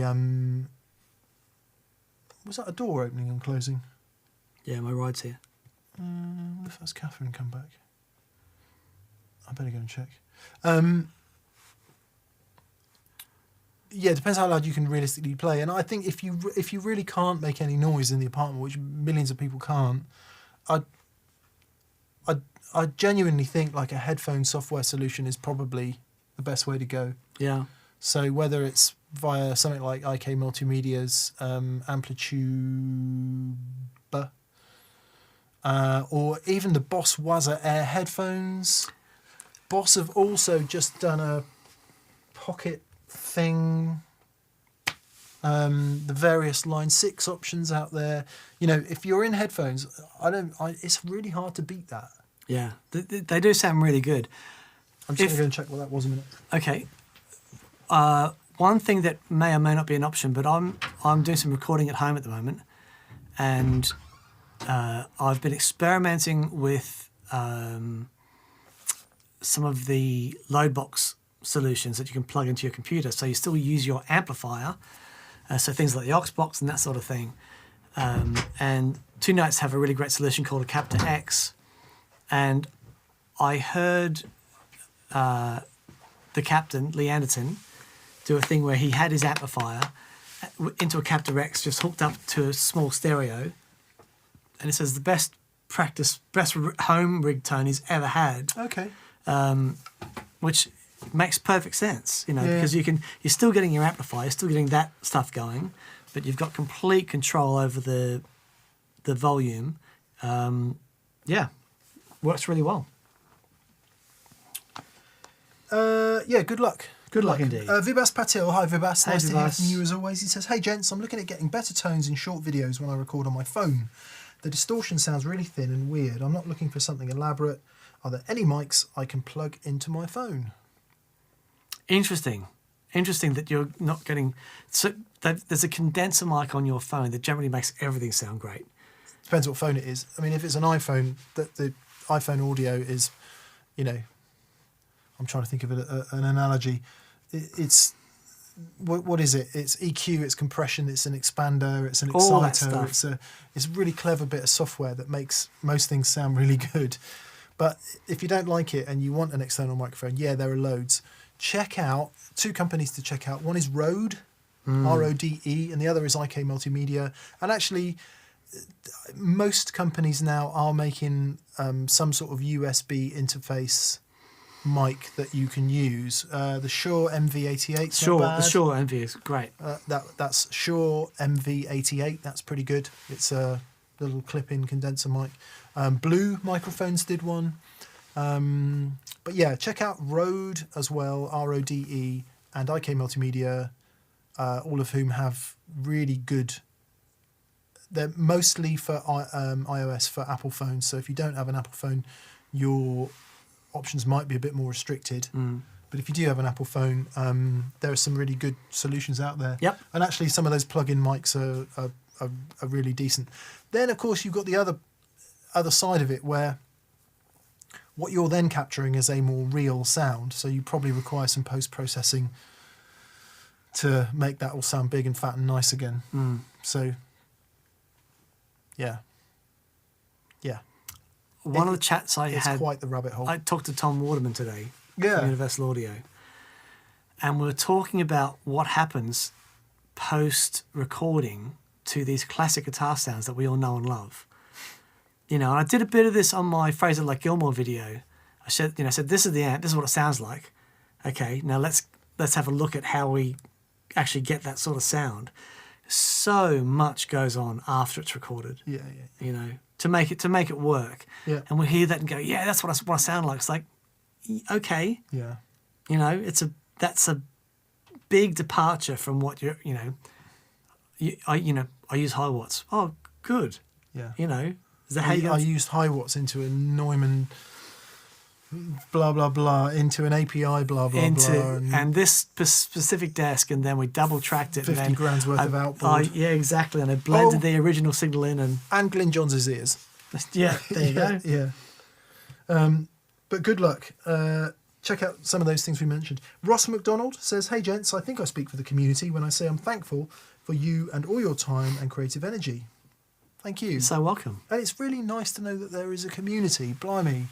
If there's one thing we could do with it in these times, it is community. So, thank you. I years ago when Tin Spirits supported Marillion on they did a convention in Holland, and this is the first time I really experienced this. You know, you've got fans, but Marillion, these guys have got a real community that sort of comes together around the band. Yeah. And it is the most amazing thing, and we feel really honoured and grateful to everyone that sort of comes together in this really positive, uplifting community. This collective interest and spirit. It's amazing. It's good. Yeah, it's a lot to have in common. this Humanity. stuff. Yeah, it's wonderful. Anyway, Ross says, Mick, has your opinion on the Mesa Boogie Mark V changed over the past 10 years? Presumably you're referring to maybe I may have written a review or done a demo on that amp years ago. I suspect not. I'm a massive fan of Mesa amps, having used them pretty much exclusively for all the important parts in my playing life. Massively capable. Boogies do require a little bit of work because they're so capable. You need to just find that point that works for you. But you know, what have you got? Blooming switchable power options, multiple channels covering every sound, the graphic. It's a Swiss Army knife of guitar tone. My own personal tastes have definitely gone to simpler amps. Yeah, I'm not entirely sure why that is. I think I just prefer to get the sounds from various stacking pedals and stuff. But yeah, blimey, how could you fault anything that Mesa does, especially their flagship amp? Yeah. Brian Garcia. Hi, Brian. Hello, Brian. Hello, deities of guitar noise. I played a 2019 P90 SG in a store. It's a ringer. I don't want it to be the one that got away. I'm set on a Zach Myers PRS, but I might put that on hold. Are reliable Gibsons hard to find compared to PRS? I'm just going to say yes. Now, so reliable is the wrong term. What do we mean by reliable? So, I searched for years for a Les Paul that I wanted to own, because I needed a certain amount of top end and clarity in my Les Paul. I think a lot of the new ones and the Murphy age Les Paul have that, but that wasn't happening when I was looking for mine. So I think it sort of all depends. But for me, I find that Strats and Tellys, certainly Tellys, I can speak with knowledge about Tellys, that most of them I play are great. You can make it work. I can make it work. But it's not the same thing with me. I'm not a Les Paul guy per se. And if I wasn't Les Paul, maybe it'd be the opposite. But when I found that one that worked for me, it's like, yeah, I've got to have this guitar. Yeah. And probably it's the same thing. PRS, their construction methods are so consistent, their guitars are so consistently great, that I would say if you found the Gibson that really floats your boat, I would hate to be looking back in years to come thinking, oh, if only I got that guitar. Yeah, I think, regardless of what it says on the headstock or who made it, if you pick up a guitar that resonates with you, then assuming it's more than just, bit of gas, which we all get when we pick up a cool guitar, then regardless of what brand it is, don't let it get away. It's very good. I don't know. Simon bought a 54 reissue gold top a couple of weeks back, and it arrived with a wiring fault. Yeah. It's like, I don't think a PRS would ever arrive with a wiring fault. No. But he wanted to change the pickups anyway, stripped it all out, put new pickups in there. It sounds 10 times better. Sounds amazing. And it's an annoyance, but at the same time, it's a great chassis of a guitar. Totally. And he loves it. And I think when you talk about reliable, what do you mean? Tuning stability. As long as the thing is constructed okay, and I think most modern Gibsons are in terms of the way they're put together, might not be high art, but I think, it's broadly okay. Everything else is fixable, like making it play in tune, all of that is all fixable. And it's all about the setup and all the rest of it. So, it's very hard to be so reductive about brands, which I realise I've just been. If you like the guitar and it speaks to you, buy it. Boom. Yeah. Unless you've played the Zach Myers down the road and you like that more, in which case get that. Sure. But there's no... Yeah. Anyway, we could flog that particular horse for some time yet. Guitars and Gizmos from Norway. Hi, Dan and Mick. I wonder if either of you personally use a Klon-type pedal or an EP booster as always on for character enhancing of the tone. Cheers from Tor. Or No. indeed Thor. It's written Thor. Okay, cool. Yeah, but it might be Tor. Thor. You don't? Use a Klon as an always-on pedal? Or an EP booster? No. Why not? I don't need sort of my direct through sound to the amplifiers, which I base everything on, is just awesome. I don't need any pants when I've got this. Well, no, but I use that. I don't. So, okay. One thing about noise on pedal is it's going to act as a buffer, which is great, and it gives you that a consistent platform. Works really well. If I was using a really scoopy thing, then like an always-on Klon could be really handy in that situation. But mine's the mid-hump matchlessy thing, so I don't need those extra push in the mids, except for when I want extra push in the mids for solos and stuff. But I don't as an always-on thing. The closest I've come to an always-on pedal was the Bad Bob Boost, and I had that on for a lot because I just absolutely loved the interplay with that and the volume control of the guitar. I would personally choose a Bad Bob over an EP because the character of the thing. It's got a bit of sort of transistor bite to it. It's really, remarkable. really great. But the EP thing is their take on a classic EP3 or it's Echoplex preamp, and loads of people They love it, yeah. just absolutely love it. And It's too warm for me. It's too much warm. yeah, I want a bit more. To wit, I'm a passionate Klon user, and I don't have it as an always on, but when it's on, but more often than not, when I look at my board, it is on. yeah. So I don't set it up as an always on, but in And fact, after I played through your rig, and it's like, and hearing that thing, I'm going now. Okay, I need to seriously think about this. there's a vlog coming out tomorrow where I changed the pickups in the Gretsch, and there's some lead guitar on a track on the end, and yeah, the Klon's on for all of that. And the Klon's on for the rhythm guitar part. So Yeah. I don't use it as an always on pedal, but it's always on. So read into that what you will. Chris Gibbs. Hi Mick and Dan, thanks again for all your brilliant shows and advice. Oh, this is a good one. How much knob fiddling do you do, when playing live? I go for compromise settings on pedals so it works for the set, but I'm interested in what you do. So yeah, I will. What I found with different venues would require different things, and there are things that you don't know until like the heat of the battle and the gig, because you do sound check, but then the drummer's playing louder and everything turns up.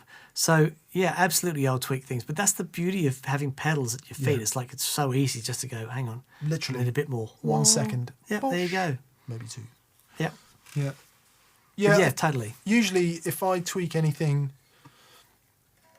it will invariably be the relationship of gain and output.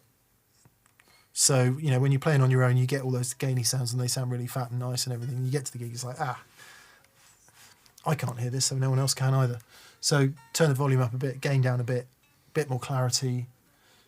Or conversely, you kick off with the first song and everyone's wincing a bit, and it's like, maybe what I need is a bit more gain and a bit less volume here, just to smooth this off a little bit. So yeah, tweaking. And as Dan says, that is the beauty of pedals with knobs that you can see, WYSIWYG, particularly important on something like the Automatone. I haven't actually done a gig with the Tomato Tone yet, preamp, but that being able to just bend down and Being able to see adjust with the a slider. Yeah. Oh, yes, Yep. quick, nice.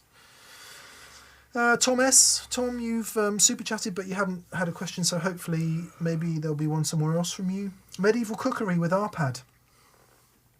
I'm so fascinated by this. Medieval cookery.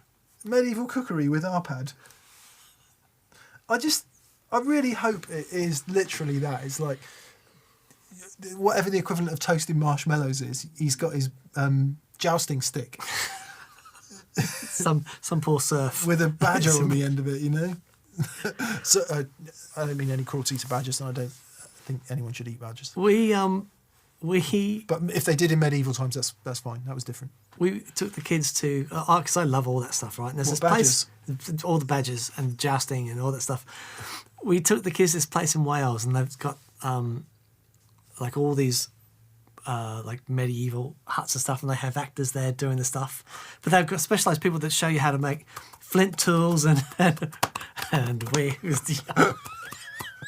Tis a silly place. Run away! 'Tis but a scratch. Run away! But it was fascinating. They had someone there making food. And his eyes just out on his ears cut off on his ball. That's enough singing, chaps.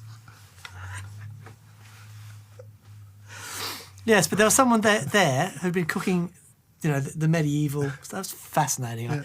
Yeah, it's wonderful. Nice bit of weasel burger. Yeah. I must have got a bit of hair on it. Yeah. Want a nose with that, Gov? My liege. Anyway, he says, hello, fellow YouTubers. Oh my God, he's got a YouTube channel.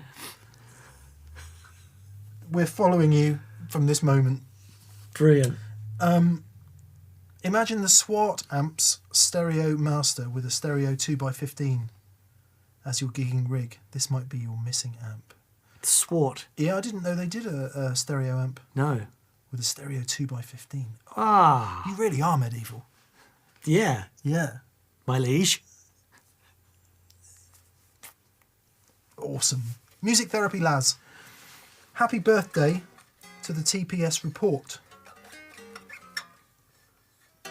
May there be many, many, many, many more. Have a pint and never stop swaying. TPS report? Was there a birthday? I don't know. Yeah, well, good. I'd like to wish my car a happy 100,000 miles. Oh, really? Yeah. Oh, congratulations. Yeah, Catherine was driving it when it went over. It was like, yeah. So it's just run in. Everything's good. Yeah. Nigel Madison. No question, Nigel, but thank you for your donation. Dan B. Hi, guys. Thank you for all you do. My 9-year-old is starting to write songs. Oh, fantastic. Having been playing for a couple of years, any tips on helping him record these would be appreciated. Okay. My daughter, when she first started writing songs, I would record them. There's, on any Apple device, you get GarageBand. And you can, it's like just using the microphones in here, I'd record her singing. I'd do a little backing track for her. The most important thing is record it. You don't have to spend a lot of money doing it. I've done a vlog, actually, when I first started writing for this EP, Far Out Man, that was a long time ago now. And it's amazing what you can get to just start recording, as far as, software and that sort of stuff. If you have an Apple computer, GarageBand comes free with that. It's fantastic sort of entry into digital audio workstations. But Boss do a wonderful little 4-track recorder. Yeah, the most important thing is find some technology that you're comfortable with or that you feel that you could be comfortable with, because there's a learning curve in all of it, and just make sure you record it, because it's a wonderful, wonderful thing to have. I think I've got Liv's song on here, actually. I think so. Yeah, I would say don't overcomplicate it. Don't tie the poor child down in loads of complication and how can I say this without offending you?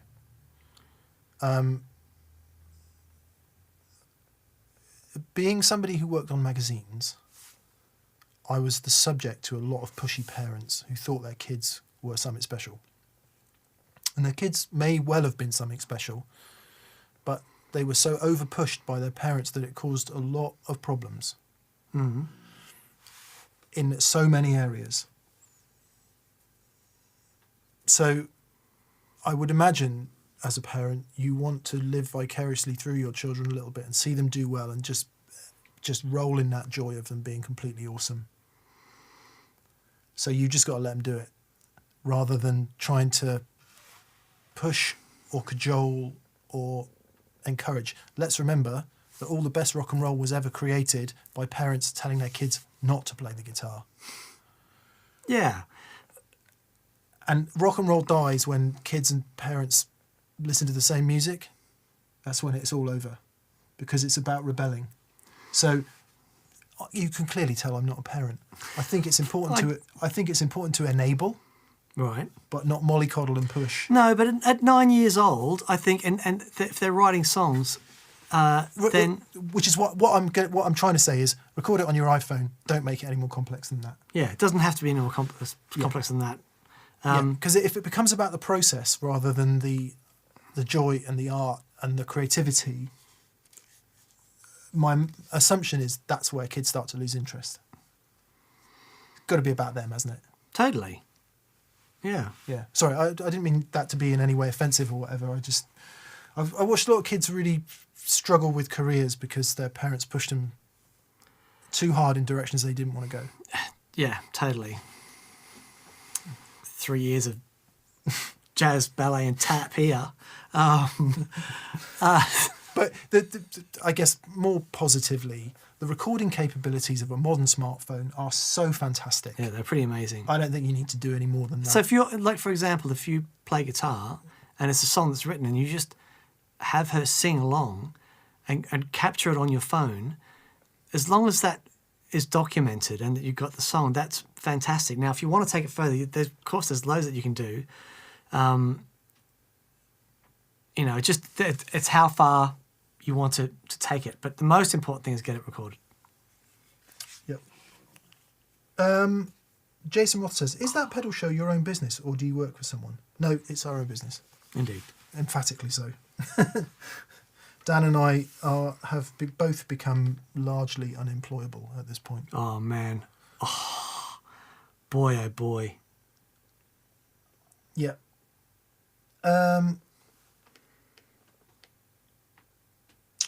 Good. Sorry, I was just checking on something. Nigel Madison, thank you, Nigel. Dan B, we've had Dan B. Gordon Rankin. Hello, Gordon. Hey, Gordon. Good to hear from you. He says, thanks, guys, for all you do. I finished my small board this weekend. 2 gig rig isolators, all analog, 310 milliamps total. Sounds great video this week with Rob Fetters. Dan, I will work on his G2 this week as well. So, yes, Gordon works with Rob Fetters. Gordon has been super helpful and encouraging. Amazing, amazing engineer. So knowledgeable. And, so thank you for being here with us every week, Gordon, and all your encouragement stuff. It's amazing. Really appreciate it. Eric Zenhausen says, TPS and learning home recording has kept me sane during this past year. Do you have any tips on getting started with reamping? Sorry if I've missed a past episode on it. No. So I'm going to do a very short vlog on reamping because there's a solo on one of the tracks of my EP that I recorded, just plugged straight into the interface, and I used a virtual amp and stuff. But I nailed the performance of it, and I couldn't do it again. Yeah. It's like, okay, I need to work out how to reamp it. Now, I have at home a 2 notes reamping thing. So I need to sit down with it and work it out. But I've got the mattress at home, ISO cab, so I'm going to work out what I find the most challenging is how to get the send out of the UA stuff. So Dan's got the problem. The problem is you've got your guitar sound in there. You've played it in either direct or via some other means. And of course, being direct straight from the guitar is the ideal thing you want for reamping. You then have to take that. You've got to send it out through whatever device is going to take the signal from the computer to the guitar amp. And what you've got there immediately is an impedance relationship problem. Mm-hmm. So there are various devices that exist that can sit between the audio interface and your amp in order to essentially pretend that it's your guitar. You then, of course, also have to work out how to do the audio routing within the DAW and the audio interface, which is quite the challenge, or at least it can be. We do have, Dan, a couple of products from IK Multimedia designed for exactly this. Really? Yes, they sent them to us ages ago, and very kindly said, "Would you be interested in checking these out?" And I'm like, "Yeah, I actually think we would." And of course, I have no requirement to reamp anything, so I'll take them home with me. And great. So yes, I think IK Multimedia, Radial, 2 Notes, as Dan has talked about. Lots of companies are in that world because it's a super popular and useful thing to be able to do. Vlog, excellent. I look forward to that. Okay. Yeah. I wouldn't look forward to it too much. Just sort of related. Dan and I are both fans of playing loud, as you know, which is easy in this environment because you're not trying to play the same thing 25 times to get a take. So just having a bit of a noodle or doing a gig loud is great because it's not wearing. I was doing some recording last week, and for the first time ever, I was like, wow, I don't really want to be in the same room as these amps. Really? But I have to be in the same room as these amps, otherwise the guitar doesn't sound right. Yeah, right. So, interesting, isn't it? So when I'm recording at home, I've got the ISO cab in the room next door, but when I'm doing guitar tracks, I've got to have the monitors turned up to a point to get some sort of interaction happening here. But it's never to a point that's I mean, it's pretty loud in a small room, Well, the untreated room. It's actually not the guitar that's the problem for me. It's the playback. Right. I think. But having the playback having to be so loud to hear over the amps, guitars. yeah. Yeah, right. So my whatever hearing damage I may or may not have has never come from a guitar amp. It's come from a flipping ride cymbal, a snare drum, or playback. Yep. Anyway. So Eric, yes, Dan will get into that. Bobler42, thank you. I hope we're not missing a load of questions here. Tom Haviland, how about those Tom Bukovac concerts then? Holy crap, I haven't watched them yet. No, I haven't watched them yet either. I'm sure I've said this before, but I genuinely think that Tom is, whatever it means, the best. I don't think there's anyone better than him. In my own personal opinion. I listen to everything that he plays. It's so musical. It's so right. It's so lovely. One of the challenges of that is watching him is all at once a joyous experience and totally crushing. Right. And I've just got to be in the right headspace for it. Okay. So that I haven't watched him yet, but I'm going to. Something about his playing just speaks to me in the way that, and it's a purely personal thing. Mm. Yeah, no, he's astonishing. Yeah. Absolutely astonishing. On the subject of which, Alan Gorham says, fellas, huge thanks for Dan's ability blog. And the Sustain show gave me proof for the missus and kid that I do need to pump up the volume sometimes. Massive love for the show from Aberdeen. Stay safe. Thanks, awesome. Alan. Yeah, if you haven't watched Dan's ability blog, you must be about the only person on the planet who hasn't, because it's done astonishing numbers. Just a really great message. Please watch it. What do you think, Dan? Surprised by the response? I've come to the conclusion that I have no idea about how any of this stuff works. Like me with MIDI.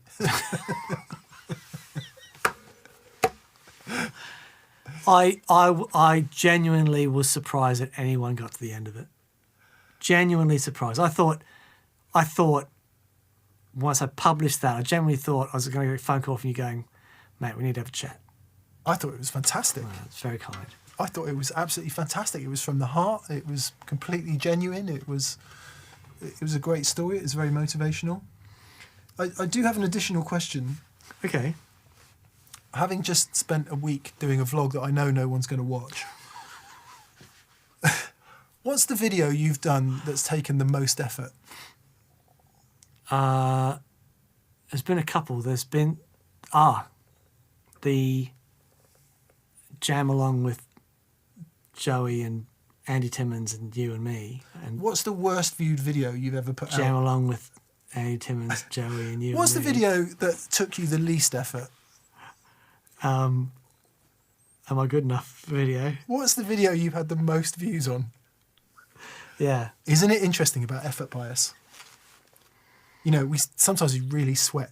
This, if anyone thinks we're moaning, please don't misunderstand this. There is no moaning about this thing that we do. It is joy. Unreal. And we are privileged to be able to do it. However, sometimes making a video is a bit of a slog. It might not be that obvious if you've never tried to make a video.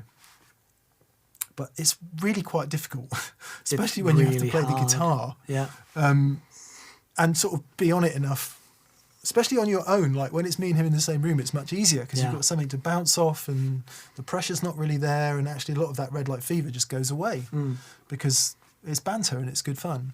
But doing those vlogs... It's hard, man. Sitting down talking to the camera like this is unnatural to me. Right.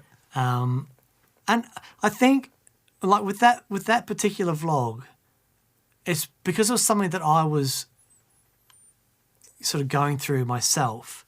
I was like, well, this, not least, of course, sat next to you all the time. And I was like, okay, something to talk about. Because that's one thing that we do is we don't mind talking about how we react emotionally to things and how that bears a certain weight or whatever on ourselves. And so Music only works because it's emotional. absolutely, you know, so it's just part of a conversation that I wanted to have. But yeah, that was, I mean, man, I think I played 10 seconds of guitar in that 17-minute video, you know. How long did it take you to shoot it and edit it? Day. Oh, okay. So, yeah. To shoot and edit, 8 hours of work? 8 hours, yeah. How many hours was the Andy Timmons jamming with Joey? It was every day for 2 weeks. So like 80 hours. Yeah. 10 Because times there the work. was 10 times the work. There was all the music that had to be recorded and mixed, So it's getting all the video in from everyone. I had to work, I had to try and play this thing, and I'm filming it and I'm stuffing it up, and like, it was so hard. And then that was, but the weird thing is, I watched the clip, and we put that out as a separate clip because I couldn't understand it. Why no one watched it? No one watched it. I know. Whether, And it was so great. rubbish thumbnail or bad title or something. I don't know. I actually have a theory of what it might be. Are you willing to divulge that or not really? I don't want it to sound disingenuous, but I think the problem was, because I didn't nail it. I didn't nail my solo. My thing was more about, I'm trying to do these changes. So I was doing like the 16th note thing. It didn't sound awesome. And because my solo was first, I think if Joey had gone first or you'd gone first, you know, if I had to put that in a different order, I think I might have had different results. No. I fundamentally disagree. Well, but that, you know, who knows? We'll never know. But that is probably the worst viewed video. It's mad, isn't it? Yeah. Because it's some of the best content.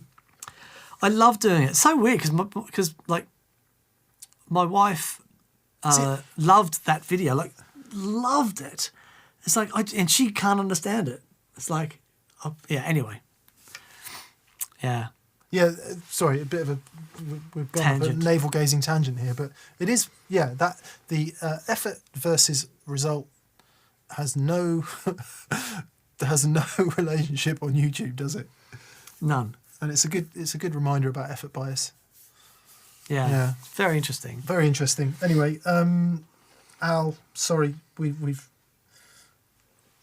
skimmed across your question there, but I'm glad that you've got a good excuse to turn the amps up at home again. On the subject of which, Patinator 37 says, I can finally turn my AC 30 up again. Turns out I'm quite disappointed with the sound, especially the overdrive, which sounds rather harsh to my green ears. Is it the valves? How can I check that? It is a pretty harsh sound. Yeah, an AC. Well, it depends. When you say cranked, it depends. It depends on the space that you're in. So they are bright guitars, but they get very creamy when they're turned up. But if you're in a very reflective space, that is often not fun. Yeah. You might also be used to hearing quiet, really smooth overdrive for God knows how many months. Totally. It's one of the reasons the AC30s work so great in a band context, because they do growl and rasp and stuff, and they do have an edge to them. They with those speakers, they limit the amount of bottom end that gets to them, so they're lower mids and punch, and they're amazing. So to get to the valve question, if you look at the back of your valves and you see one looks red and normal, but one's glowing blue, there's an obvious thing going on there. But it can be quite difficult just by looking at the valves, unless you know what you're doing, unless you can go in and measure stuff. It's tricky. I don't think that's your issue by the sounds of things. You could play with the cut control without wishing to state the bleeding obvious. The cut controls works opposite on an AC30. So the more you turn it up, the darker the amp gets, which you know, but if it's sounding a bit harsh and spiky, just turn the cut control up a bit more and you'll find that harsh spikiness turns into cloaky mud pretty quick. Indeed. So that might help. Yeah. The other thing is juice it with a treble booster. if you're cranking the amplifier to a point and it's breaking up, treble boosters or another booster. If you're finding it really harsh, stick a warmer booster in front of it to give it some more gain to get those edges really limiting. It does sound totally counterintuitive to put a treble booster into a spiky amp, but what you're actually doing is overdriving those trebles so that they don't sound spiky anymore. They get compressed and overdriven and blooming lovely. Yeah, indeed. Yes, see Brian May. Cody Myers. Hi, Cody. He says, or Mayers, he says, I have a telly and a Tonemaster Deluxe, tuner, D&M driver, delay and a looper. Would you be adding an EQ pedal as well? If so, do you have any recommendations? Well, EQ pedals are really great. They're like the Swiss Army knife of pedals. They do so many things.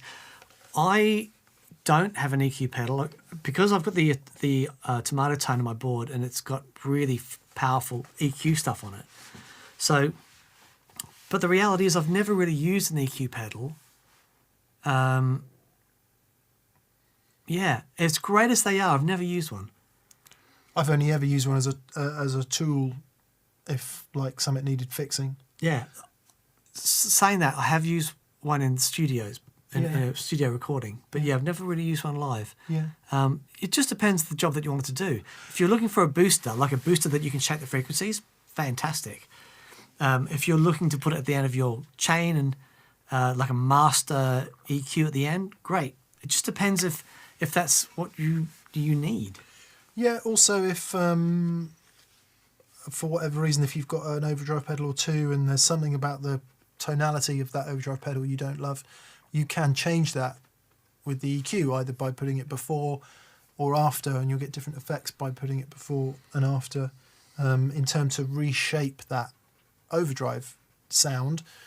So recommendations, Analog Man modded Boss G7 would be our number one EQ pedal of choice. Yep, amazing. But after that, there's quite a lot of programmable ones that are really good. The Free the Tone one is excellent. Yeah, the Source Audio one is excellent.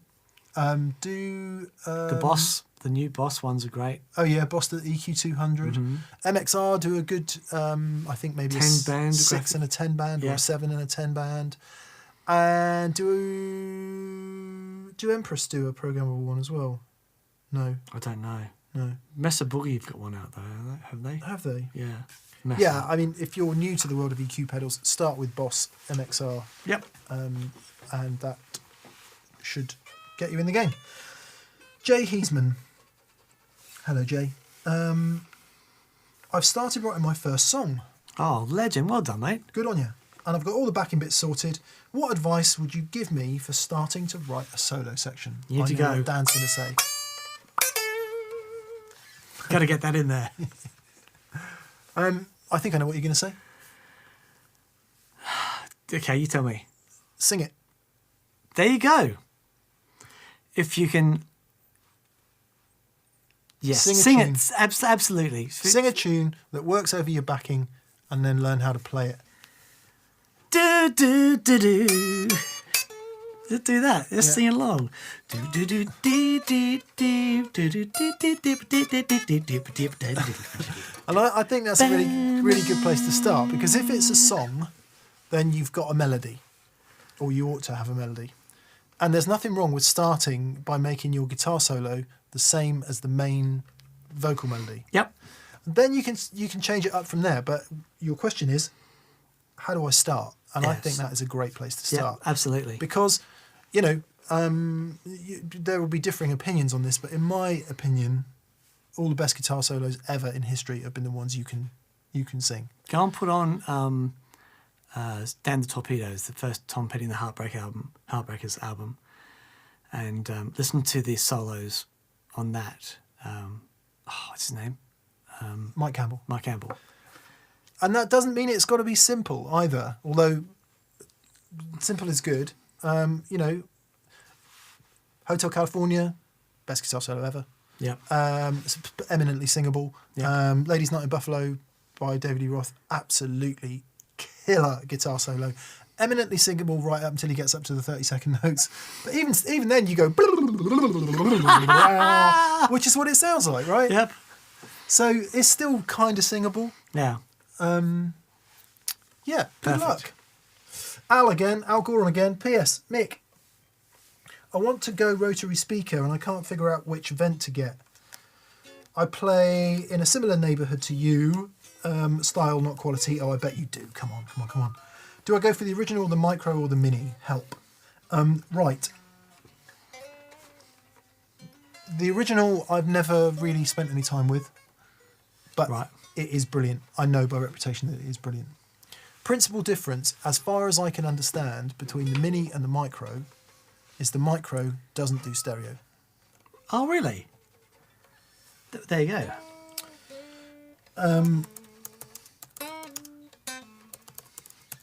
I think. Oh, I need to work on my vibrato. Yep, correct. Right.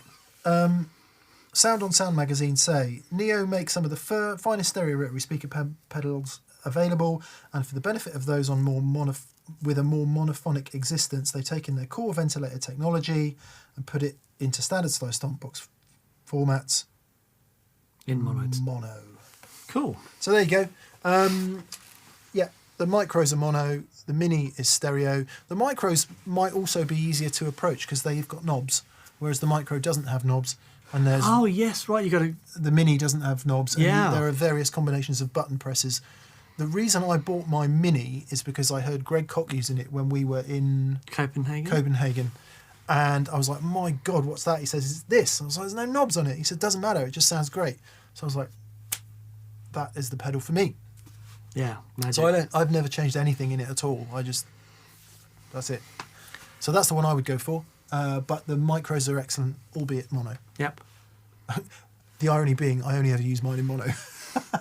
Do you use yours wet dry, though? I use it wet dry, but in mono? I don't use it stereo. Right. Yeah, which a lot of people would think is utterly ridiculous for a rotary speaker. Right. The Strymon Lex is very good actually as well. Strymon Lex is great. Yeah, ought to mention that. It's really excellent. Mark Anthony Chester. Hi both. Thank you for all the great vibes you give out to us. Well, thanks, Mark. Thank you, mate. It's new guitar day here. It's a Tele 72 Custom. Ah, nice. Raises the question, how do you balance the tones between single coils and humbuckers? Ah, boy. I never could, which is why I don't have one. Yeah, so if you're talking about between the single coil bridge pickup and the humbucking neck pickup, does a Tele Custom have that?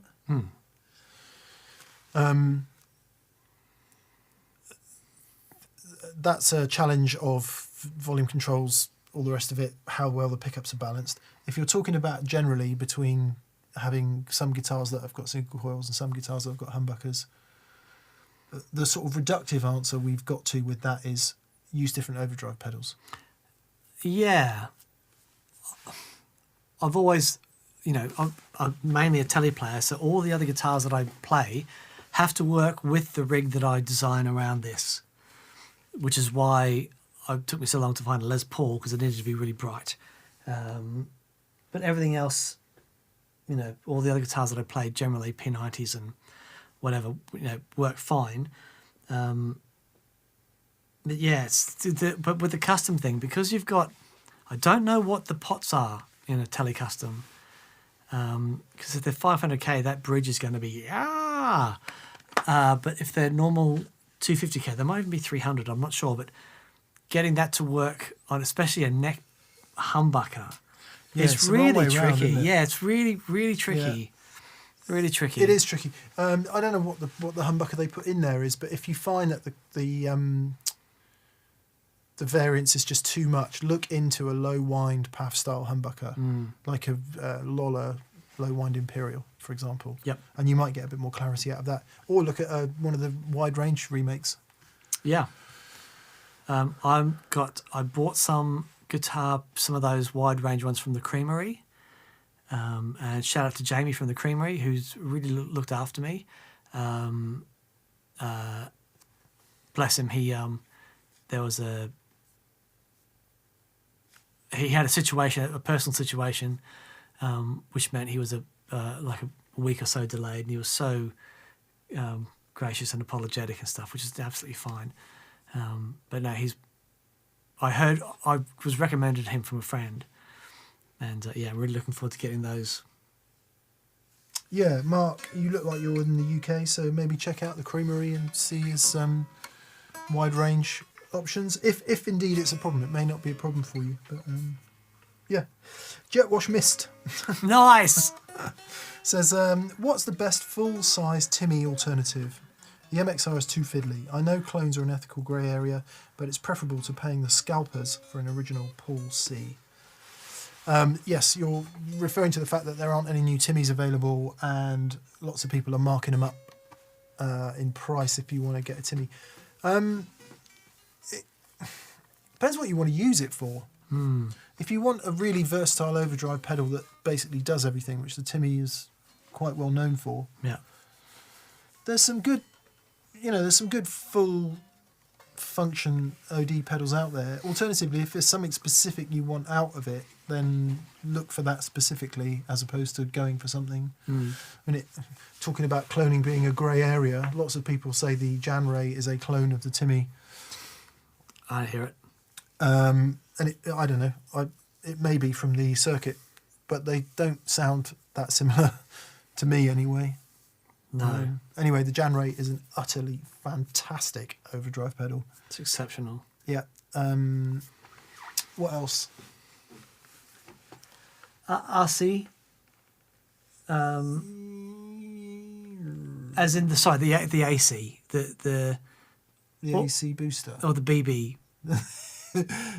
The RC is pretty good actually, because it does have that secondary. The Scott Henderson RC does have that secondary gain bit. Yeah. I mean, so one of the interesting things about Timmy, I don't know where my Timmy is. Come on. Is it here? Is that it has bass and treble EQ, and that's one of the many things that make it so versatile. So look for that as a start point. And one would assume there's people out there cloning them, so yeah. Sorry, we can't be of more help. David Rustad. Hello, David. Love to you guys. The new Mojo Hand Mr. O is manna from heaven for lovers of classic analog phaser sounds, for those in search of modulation. Cool. It'd be good to hear that. They make Yeah, nice stuff. totally. Why is it called Mr. O if it's a phaser?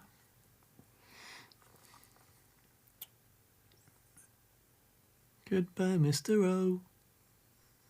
There's obviously a really obvious reason, isn't there? It'll come to me. Is there a famous guitar player who used a phaser beginning with O? Or D. Van Halen?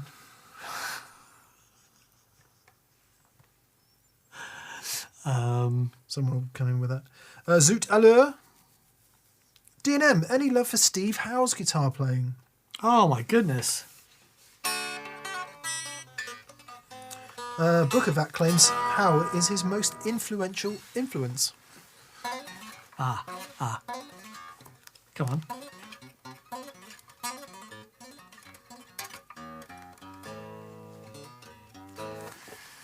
You know what's amazing about Tom Bookervac? He would play that without stuffing it up. And indeed, a lot of really great American feel guitar players. Okay, things are starting to make sense to me now. So much of the players they looked up to, Bonamassa is another example, were English rock guys. Right. Because that's amazing. Presumably, when you were a kid as Tom Bookervac, or I don't know, name the myriad awesome, great bluesy, country, jazzy, that thing that Americans seem to be able to do better than Brits, as a complete generalisation. You could go and see Albert King in your local town. Yeah, right. Or Albert Collins, probably more likely. But all these blues guys, all these players that the English people really looked up to, were much more available in the US than they were. Sure. And I just wonder if it's that separation of the big bit of water in between us and the different culture and how cool or not cool the music might have perceived to have been in each domestic territory. Interesting. That they were encouraged to look more this way, specifically to prog. Okay. But there's lots of that era of guitar players, and older than Tom as well, who were massively influenced by the Brit players. Steve Howe, Steve Hackett, and Beck, obviously, before him. Yeah, that's very interesting. And you know, obviously Clapton and Page, hopefully they go without saying, but certainly that era of prog player. That's very interesting. Yes, Songs, the live video, Steve Howe playing a Switchmaster and a couple of Twins cranked. It's like, how do you get that sound? He's on fire in that video. It just astonishing guitar player. Yeah. Not me. Never got prog. Preposterous music.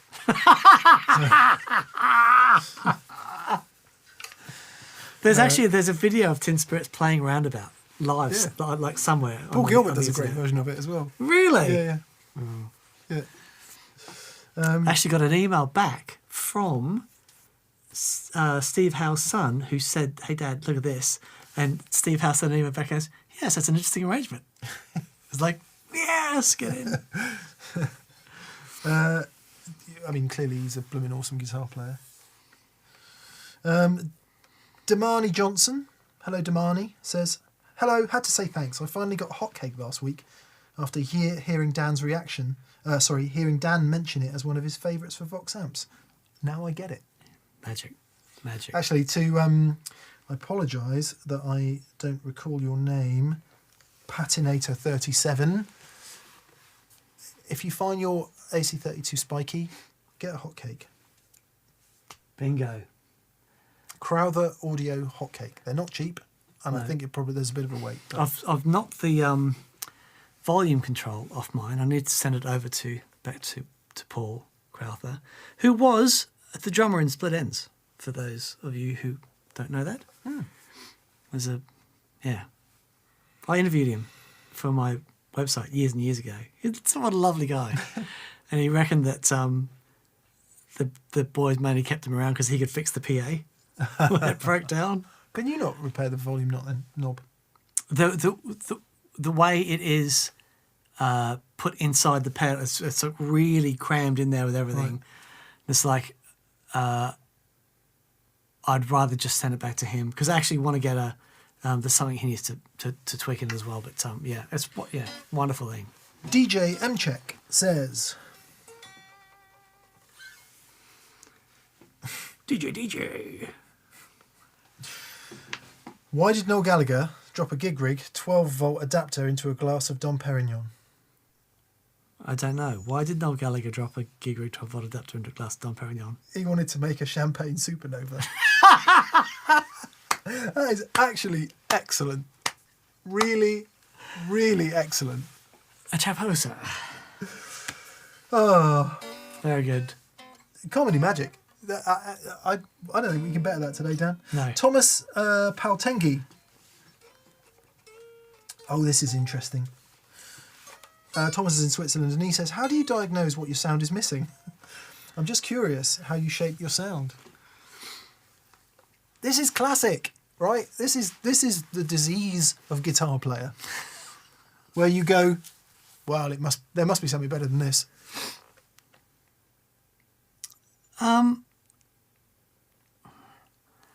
Okay. There's a couple of sides to this, right? The first thing to recognise is, by the time that you've heard it on the album or on the stereo, you need to recognise that the amplifier that they've plugged into has gone through so much stuff before to get it end up sounding the way that you hear it. And that stuff radically alters that sound, right? So I understand that to start with. The second thing is, if you understand, basic gain structure and EQ and all, the other hundreds of videos that we've done, it will inform you as to, it's like if I've got a Telecaster plugged into a Fender Twin or whatever, I'm not expecting it to sound like Tony Iommi. You know, there's a basic like understanding of gain structure. Like, for example, I might have a really big warm sound and it works really great underneath the vocalist. But in a dense mix, I know that's not going to work. I need something that's going to poke through more. So it's about understanding context. Yeah. Yeah, how do you listen for something that isn't there? It's very zen. But yeah, but if you understand the context. Yeah. Yeah, well, yeah, I suppose it's been able to define what you do want then, isn't it? Yeah, sure. And that's funnily enough, in the vlog tomorrow, I talk about, in the sum up bit at the end, so I put some TV Jones Dynasonics in my Gretsch Electromatic. Sounds killer. And at the end, I just reflect on all the things I didn't do properly in the video. And one of them is, why didn't I spend more time adjusting the pole piece height and the pickup height? And my answer is, well, I don't really know what it should sound like. Right. Wow. So I'm going to adjust it to the factory standard, if you like, live with it for a bit, and then go, this is too middly, or this isn't trebly enough, or it's not balanced with the neck pickup. You know, actually have a question to answer before I decide there's something wrong with it. And maybe that might help you think about that a little bit. So if you listen to your guitar tone and you go, I don't know, it's too thick. Not very many people say that about their guitar tone, but it's too spiky. Okay, well, what do I need to do? I need to stop it being spiky. What are the components of a spiky guitar sound? Well, one, transient. Maybe you could add some overdrive or turn the treble down in the presence. And it's just trying to be a bit logical about what it is that you're hearing and what you might like to hear. And trying to start with something fairly not too complex so that you can adjust one thing and understand what that does. Yeah, totally. And then once you've understood what that thing does, try another thing and understand you now know what those two things do in isolation. What do they do together? Yeah. It's kind of long and laborious. And the danger is you, a bit like hi-fi enthusiasts, you end up listening to your hi-fi, not to music. Right. And we're all guilty of that for sure. We've got a flipping YouTube show about guitar pedals, for goodness sake. But at some point, you just got to give yourself a break and go, actually, I'm just going to play the guitar. I don't really want to worry about my sound for a few minutes. I just want to play the guitar. I tell you what's interesting. Sorry, I'm talking so much tonight. I think it's being among humans. And Dan.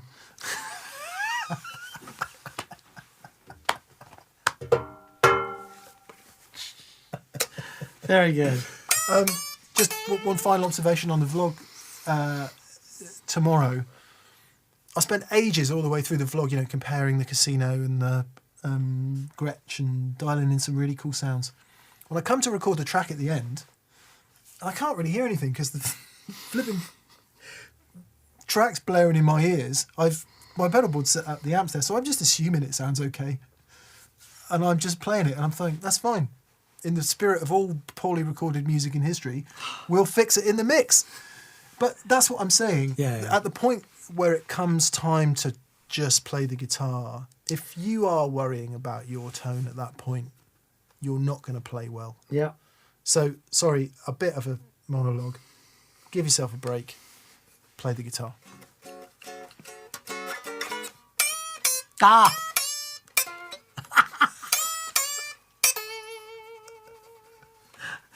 That was I've always wondered what the sound of Albert King spinning in his grave was. Bless you, Albert King. May you rest in peace. Red Rover and the effing Game Cat.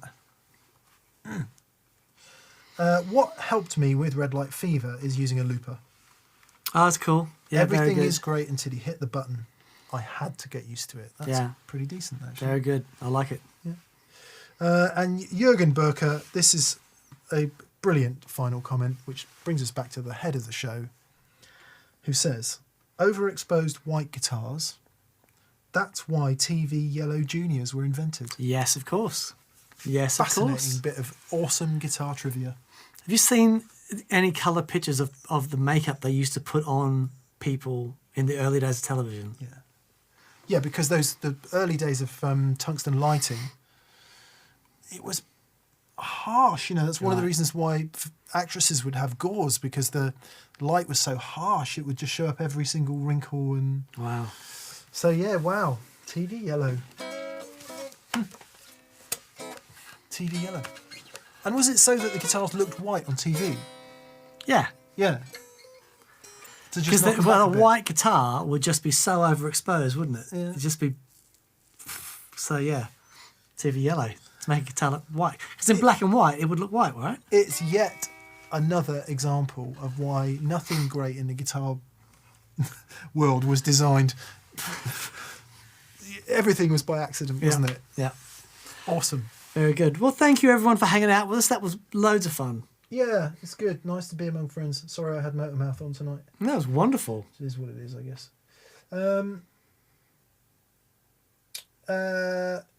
We have missed a couple cues, it looks like. Apologies. I haven't had my phone on, so maybe we've missed a couple things. We will answer them next week, as a matter of course, first thing. So apologies if we've missed you tonight. Indeed. And apologies, BV, if I've not been keeping an eye on my phone. Good. Wonderful. Okay. Yes. This week, coming up, we have the ultimate Frankenstein delay pedalboard build. Dan has done something remarkable.